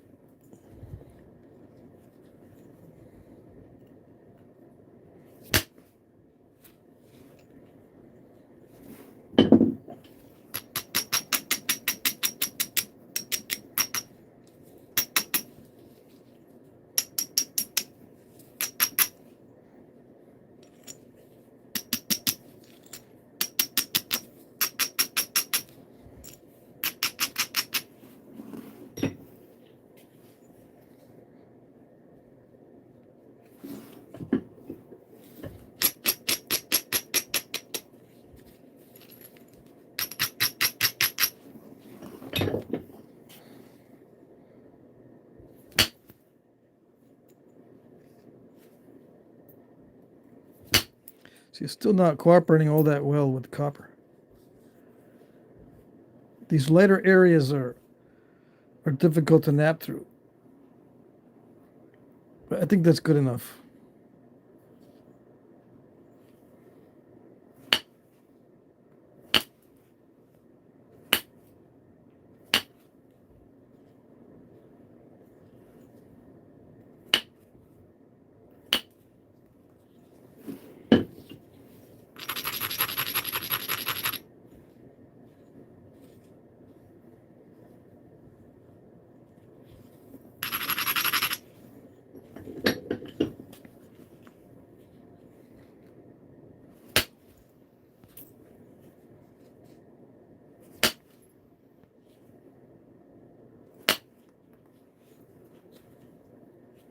Yeah, that's good enough.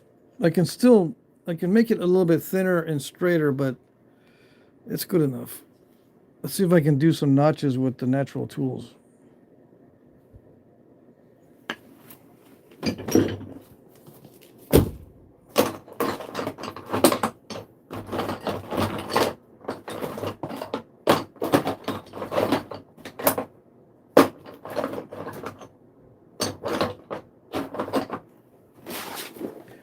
Where's my notcher? My good one.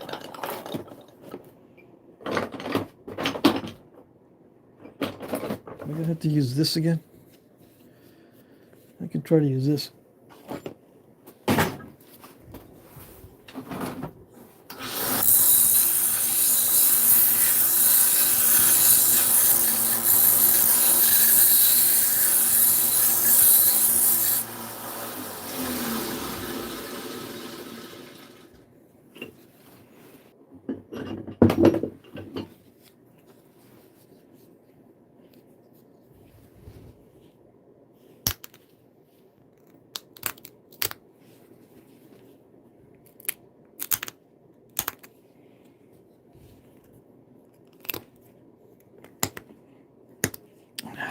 I can't get a good grip on that.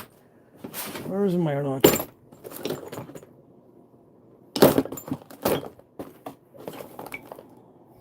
What is that doing in there?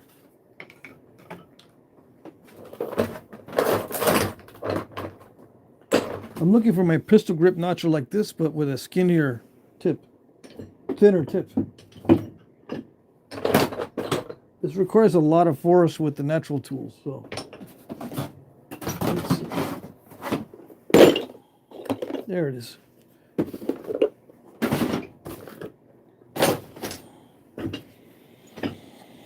Okay.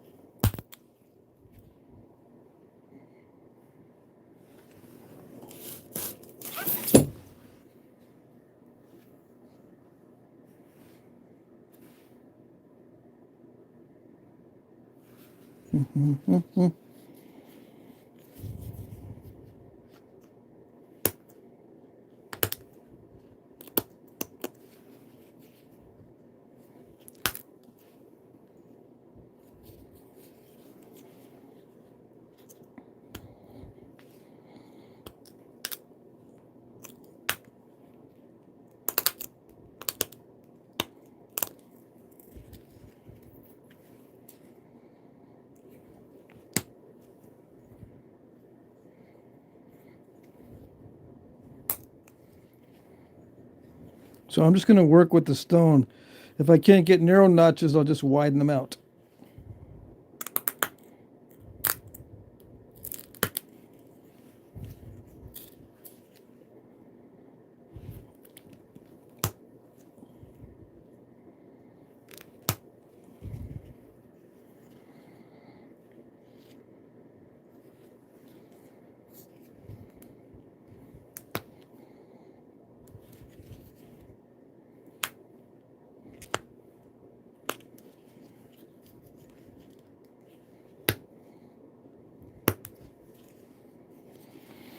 Yeah. I'm gonna have to widen these out quite a bit.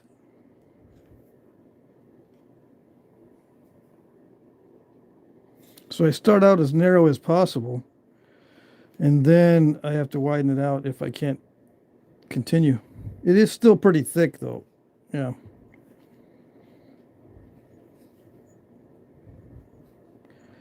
I've got vertical punches, but it's usually I reserve the vertical punches for larger pieces because it'll break this one. Yeah. Let me see.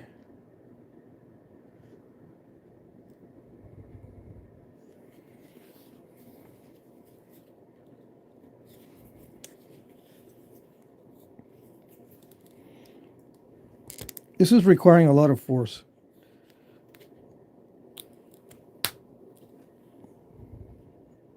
Just to get a little pop out. See that one? I popped it out down near the base.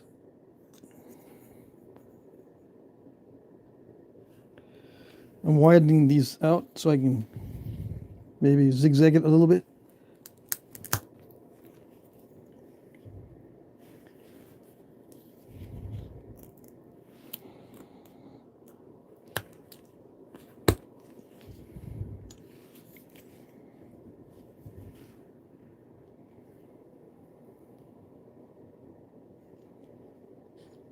But it's just eating the antler for lunch. Yeah.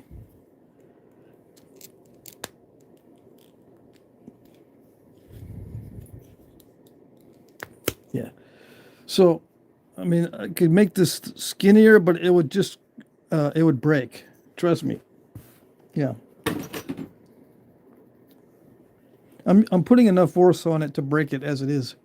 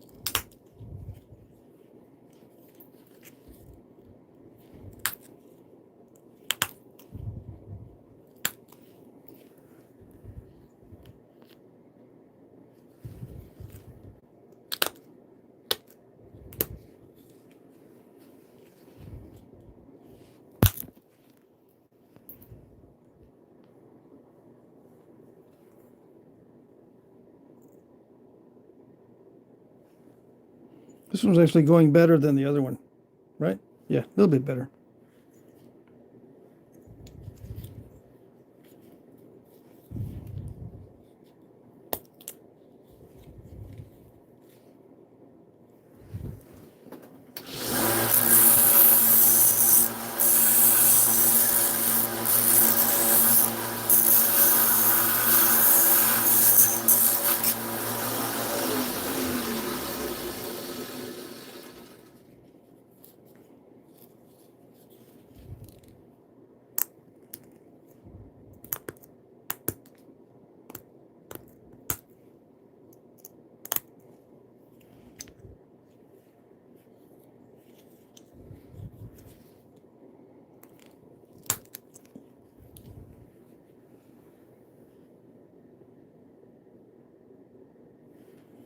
So yeah, this side's going a little bit better than the other side.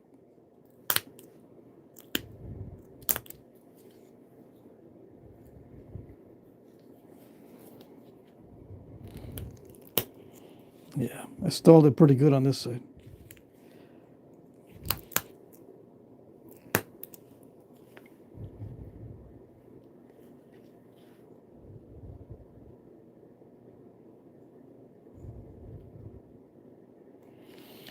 It's really crunchy. So I can continue with this side a little bit more.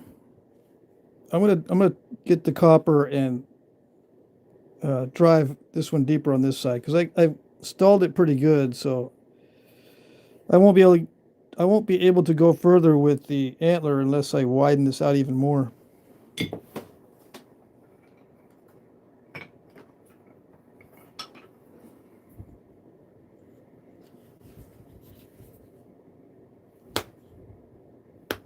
So let's take a piece of copper. Let's see.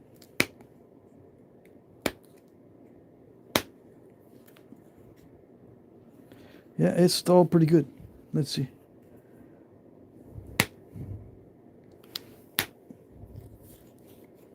Gotta get steel.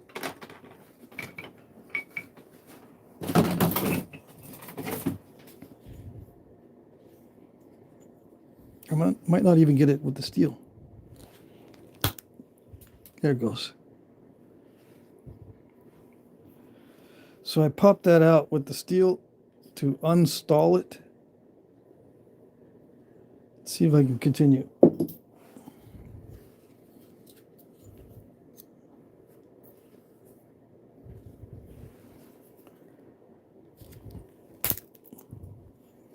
Yeah, like that.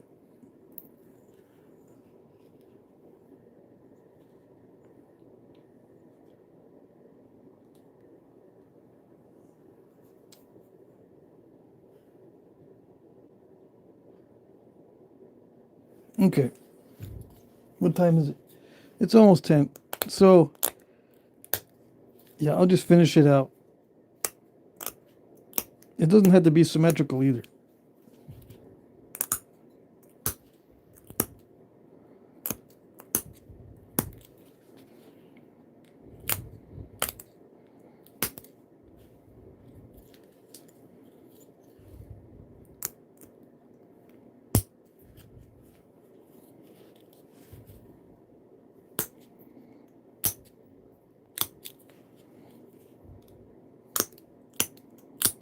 Should I be using the notching tool for this edge work? Well, the edge work doesn't require nearly as much force, so it doesn't wear down the antler too much. But yeah, I probably should switch over to a different tool, because this is my favorite notcher. Yeah.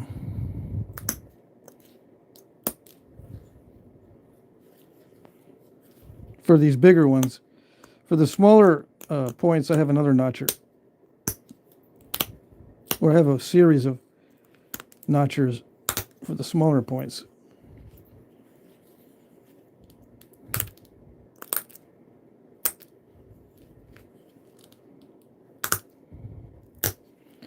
The smaller notchers actually wear out faster. So it's kind of a pain to keep sharpening the small notchers. So I have like 2 or 3 of them that I can switch them out.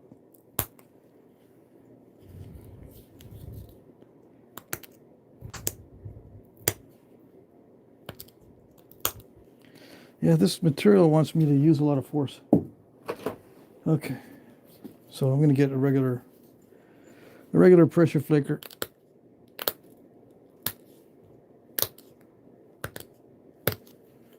Yes? No? Yeah, sometimes I think this one is a heat treat, and sometimes I don't. But I don't know. I don't know which one I started with, so it may be the heat treat. I forgot if this was the larger piece to begin with or not.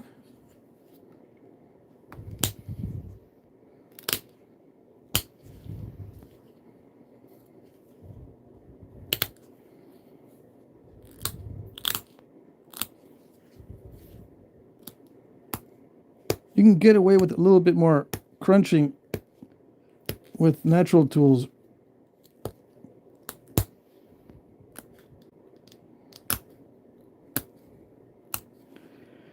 But the ideal would be to just hear a clean snap every time when you sharpen it.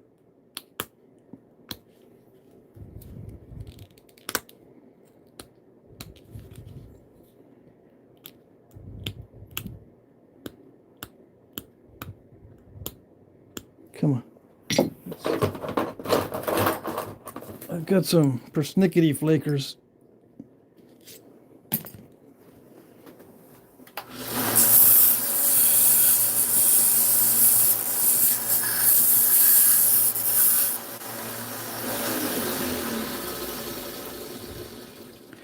I'm trying to make the tip all nice and even. Let's see. You see better with that one? I made 2 pads, one darker than the other. I think this stone is tougher than the antler. I mean, I think I'm napping the antler or shaping the antler rather than the tip. Yeah, it's pulling a lot. Yeah. Let's try something else. This one is cow bone. Let's try some antler. Or, no, wait, this is elk bone. Hold on.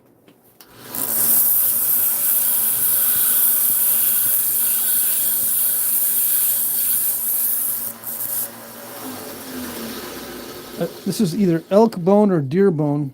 Let's see if I can put a nice, very pointy tip on this without breaking the antler.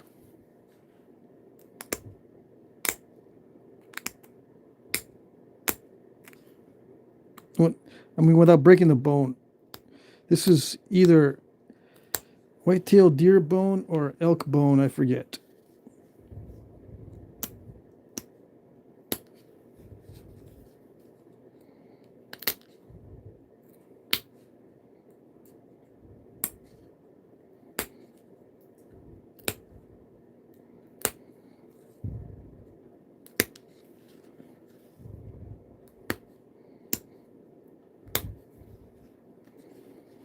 Yes. It's still kind of thick. Yeah. I don't know. I can't get in there to get the thinning flakes. It's already starting to break and split.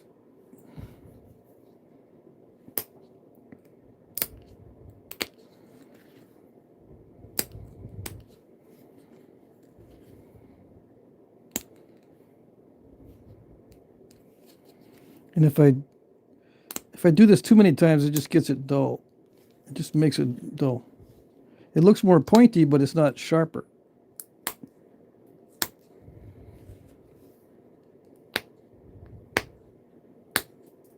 Yeah, this is snapping. Okay, what am I going to do? Let's get something else. Where's the other one? I can use this now.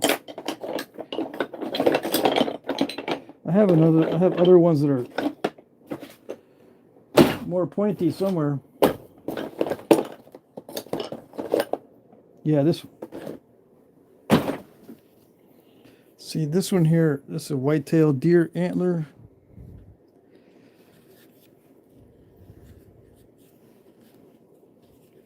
It's not from a leg bone, it's just a straight antler, yeah.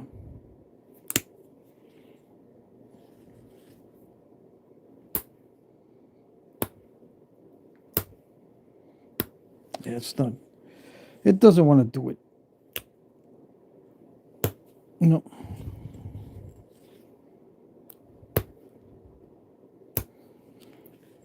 Yeah. Okay. It's driving me nuts already. See, it doesn't want to do it. It can probably do it if I get used to it, but it's driving me nuts. Yeah.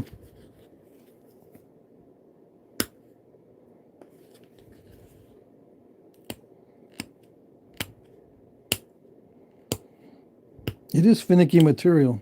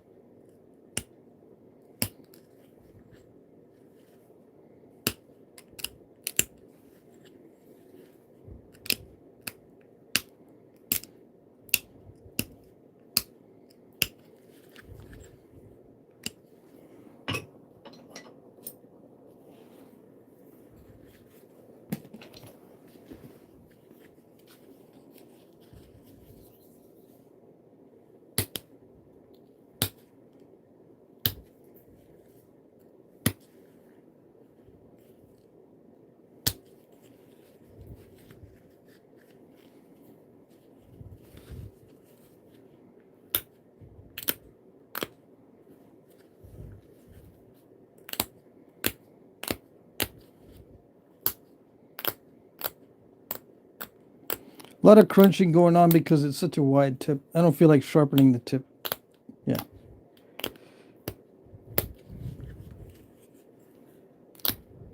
I need to sharpen this a little bit more. Oh well.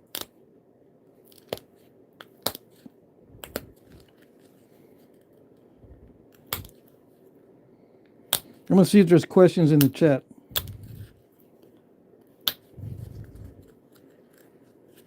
And with the wider tip, there's a lot of crunching going on, right? So it's not getting as sharp as it could. I just need to, I would need to figure out what the diameter of the tip needs to be for the optimum amount of sharpening. So I can snap these flakes off without crunching.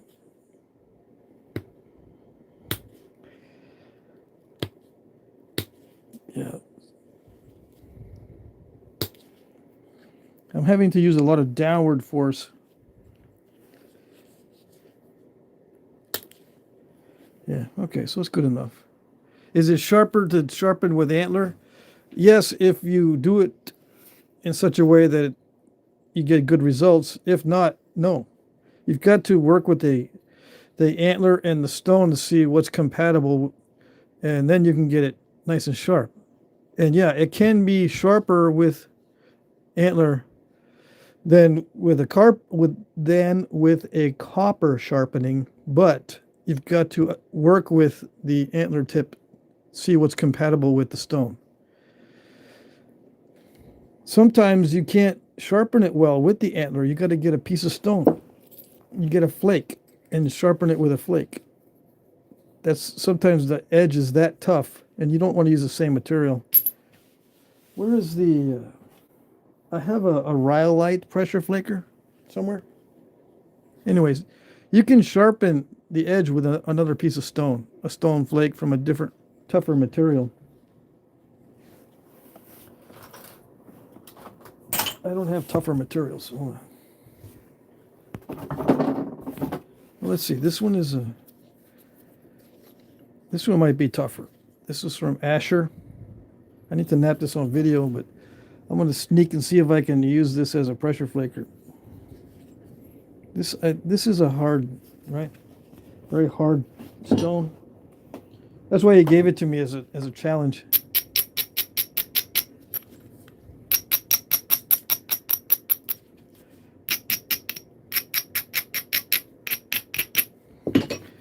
Now this material isn't that bad. It's just for some reason it's finicky.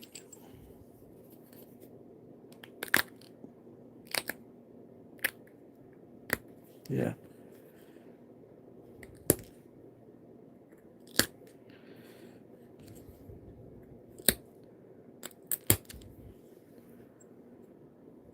Did you see how I popped that off? Popped that out of there? It'll work. Yes. So if the Antler is not working, just try something else. Yeah. See, that'll work.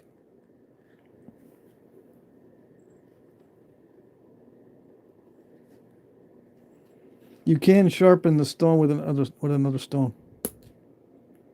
It's mostly downward pressure. As long as you get a snapping sound. Yeah.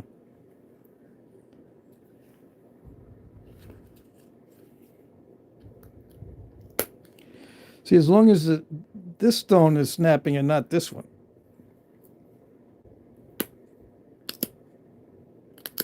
Yeah, as long as you're not getting crunching noises.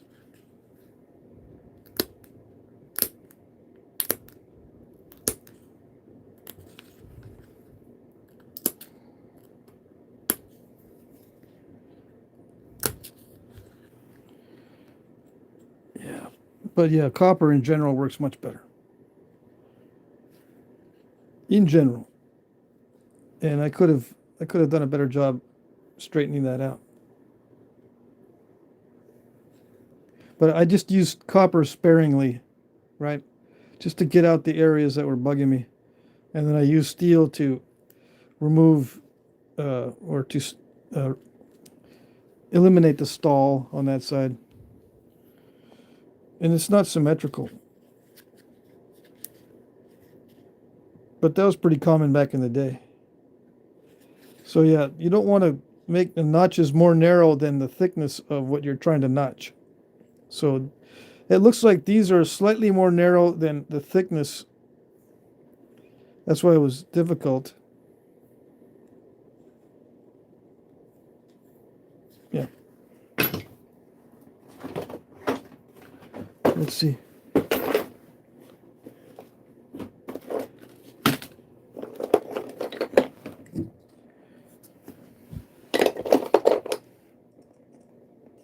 See which foreshaft it'll fit, because it's still pretty thick. Yeah. It is really thick.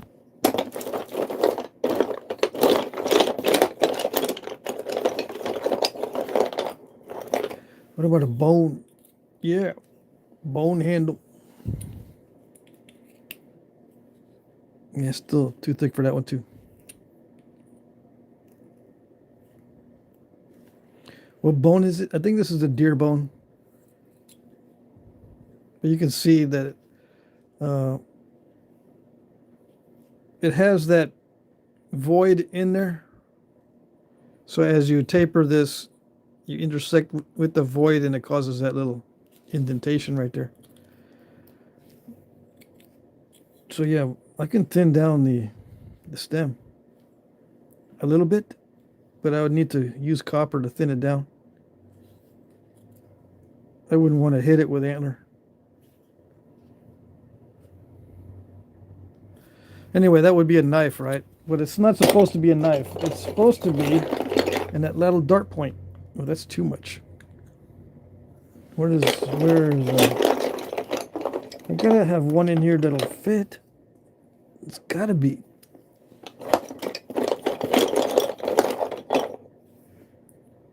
No? Well, this one does fit. It's just loose. There. It's a little bit loose, but it's okay. Yeah. I need a better background. Oh. I'll do some hafting videos. This is asphaltum and gum base. I think I mentioned that before. These other ones, this is natural asphaltum, right? Just from the ground, from the ocean, from the sand. This is how you find these lumps just like this, right? But I mixed it with gum base. That's what it looks like it's mixed with gum base. This is mixed with modern resin or hot melt glue. This is asphaltum and hot melt glue mixed together. And this one, I don't know what it is. Probably the same stuff. Yeah. So I'll be hafting with some of this later in upcoming videos. My favorite combination is asphaltum and gum base, not pine pitch. Asphaltum or bitumen and gum base. And did they use that back in the day? Yes, they did. Gum base can be any plant-based gum, right? Gummy substance. Gummy substance. As long as it doesn't burn at the temperature that the asphaltum heats up to. All right? You don't need that much heat to melt the asphaltum. You get the asphaltum liquid or semi-liquid, then you add in the gummy stuff. Yeah, and don't stir it too much or heat it too much because the gummy stuff breaks down too fast. All right. So I did not get to these two. Oh well. That's it for tonight. I'm going to check the chat and see if there's any questions. Yeah.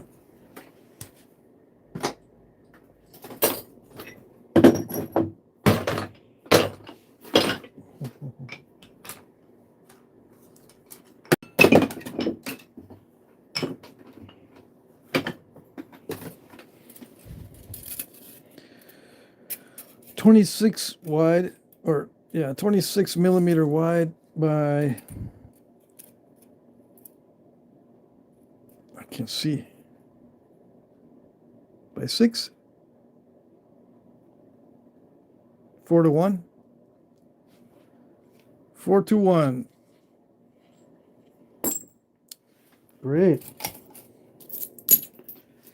Yeah, 4:1 ratio, which is, pretty typical.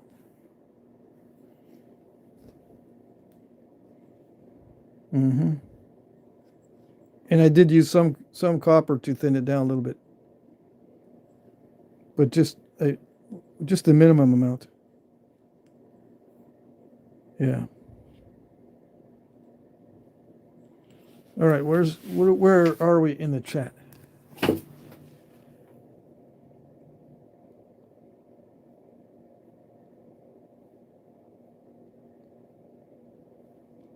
Let's see. Well, that is amazing. Do you do those yourself? Yeah, I do all the foreshafts myself. Everything in here I did myself, except I did not raise the deer to get these antlers from. This is from a friend of mine. He just gave me this huge It's either whitetail or mule deer, I forget. This is the billet I was using during the video. But I have other whitetail billets. And yeah, it depends on the material that you're working on. For some reason, this material was finicky, so I had to use my heaviest billet. I made 2 new pads, one dark, one light, so we can see what's going on, hopefully. I like knapping with pads like this. These are domed pads, and I made these today.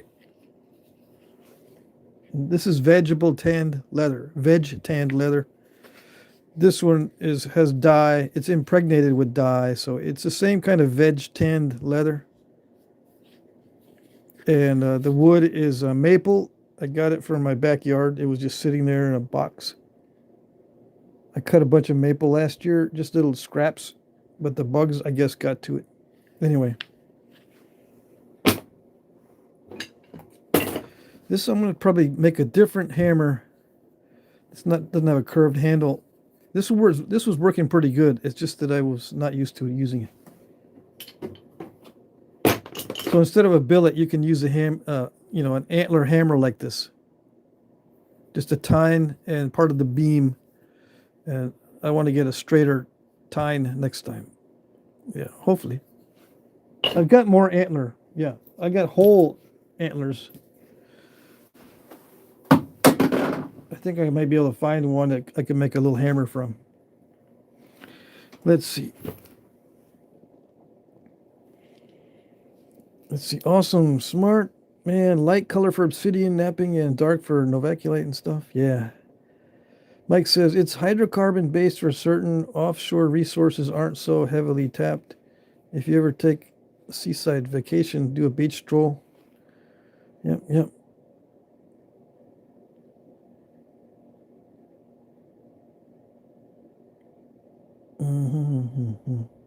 Yeah, that piece of asphaltum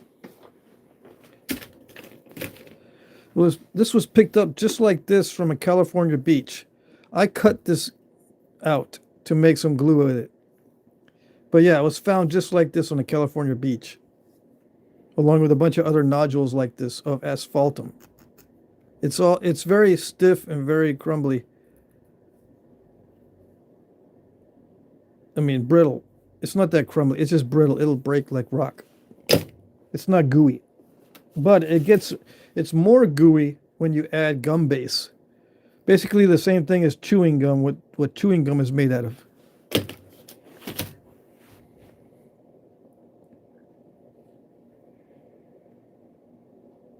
Yeah. Oh, Jesse says, Patrick, gonna have me scooping up stuff at the La Brea tar pits? Yeah.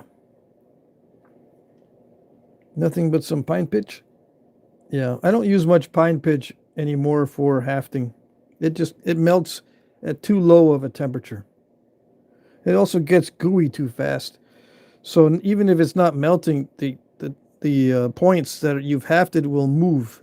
They won't stay put. They'll be just a little slightly off center just by sitting there in the warm spot. Mike says you'll be sharpening razors with cardboard when you get done thinking about it, Jim. Oh, okay. Ham says it's therapy. Yeah. Bren is here. There was a video of Jack making a bird point out of Flint River flake and talked about using a flake or a harder stone to make the narrow entry notches. I tried it and success. Another crafty taught.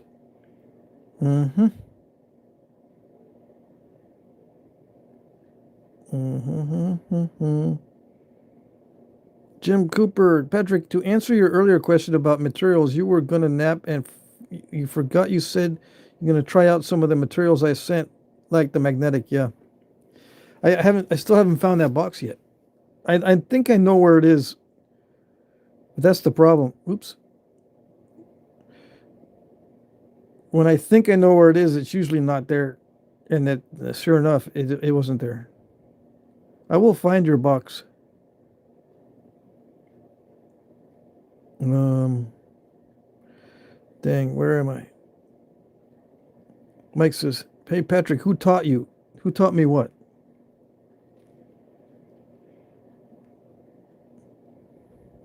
If you look at let's see, Paleo Man Jim. When I first started watching videos, I copied all of Paleo Man Jim's techniques except for his chest crutch and the jigs he was using. Paleo Man Jim, Edbo 23, and I think let's see, Flintknapper Jimmy was one of the first ones I was watching. But no one was napping with stone flakes or pieces of stone, you know. No one was napping with anything like this with an antler hammer. No one was napping with indirect percussion with an antler tine. No one was napping with small hammer stones.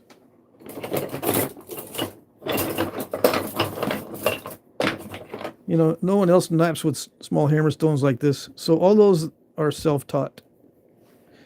No one was using domed pads. That's a self-taught thing.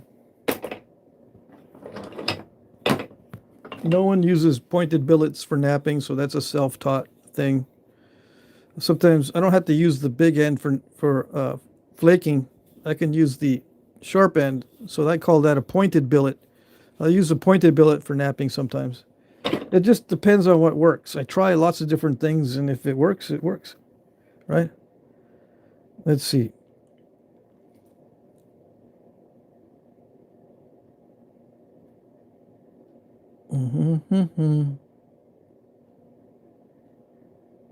Yeah, you guys are funny. Let's see. Ross says, thanks for showing us the Abo tool stuff. Too much dicking around. I'll stick with my copper tools and good night. Yep, we'll see you later, Ross. Allergic Hobbit is the name of the other channel that I have that's only natural tools. Yes. It's called Allergic Hobbit Flintknapping. I added the word Flintknapping to the channel name. All right, so it's getting late. I'm going to call it a night. Let's see. Would human teeth do a decent job? No, teeth are not good for napping at all. There's no tooth that will be good for napping at all. How do I know? I don't know. Let's see. Why don't teeth work? Because they chip. They chip much easier than bone and antler and stone. They chip so easily. You would just try it, you know. I dare you. Go ahead, do it. I don't even need to explain it. Let's see. Jesse says, I got Axis deer in the mail today. Not big enough for billets, but I hope perfect times for pressure and notchers. Yes, I have some of that too, right? I just don't use it because I need to cut it up. Yeah, I've got some. This is actually good for a mallet, but I've already got a mallet, so I'm going to cut this into flakers for pressure. Yeah. But first I'm going to use a smaller piece.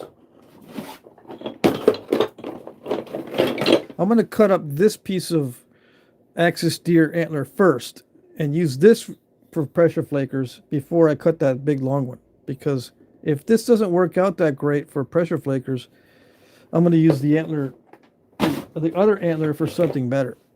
Like maybe a mallet, or I might even, you know, mount this to a handle and make a little hammer out of it. Yeah.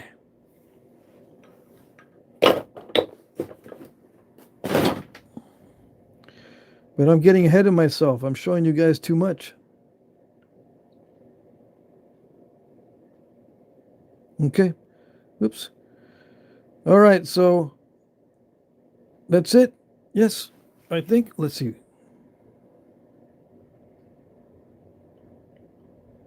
Yeah, Axis deer antler is pretty cool. It's like solid ivory. Well, ivory is a slightly different, but yeah. Ivory seems a little bit heavier, I think. Well, the ivory that I've got. Ivory teeth like hippo or walrus do pretty good. I'll take your word for it on that one. I've got some wild boar tusks. They work okay. I did chip one of them But I guess I'm just napping on stuff that's too difficult.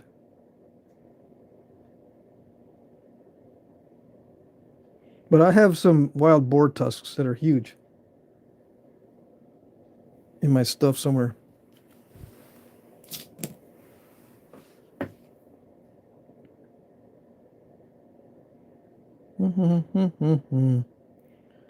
I did watch Flintknapping tips for a while until I realized that he's just all practice.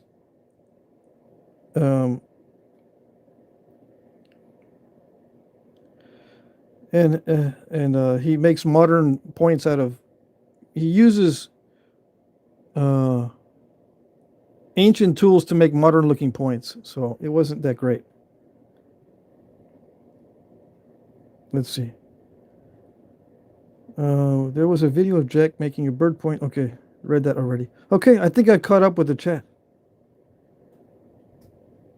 Yep, we'll see you later. See you guys on what is it, Monday? Monday's the next live stream from 6 p.m. to 8 p.m. Eastern. I also have an auction on that day. The auction, I post the auction as a video between 6 p.m. and 7 p.m. Eastern time, and I end the auction at 9 p.m. Eastern by just declaring the winners in the comment section. You bid in the comment section of my auction. So I got two things going on Monday, the auction and a live stream. And you can just look to see what my schedule is by looking at my previous videos. I think. Well, no. Yeah, I do have in the description of my videos on some of them, I have the times for the auction and the times for the live streams. I need to update my napping list. Jay Valdez, you the man, Crafty. Still making gravel, but getting better thanks to your vids. Awesome.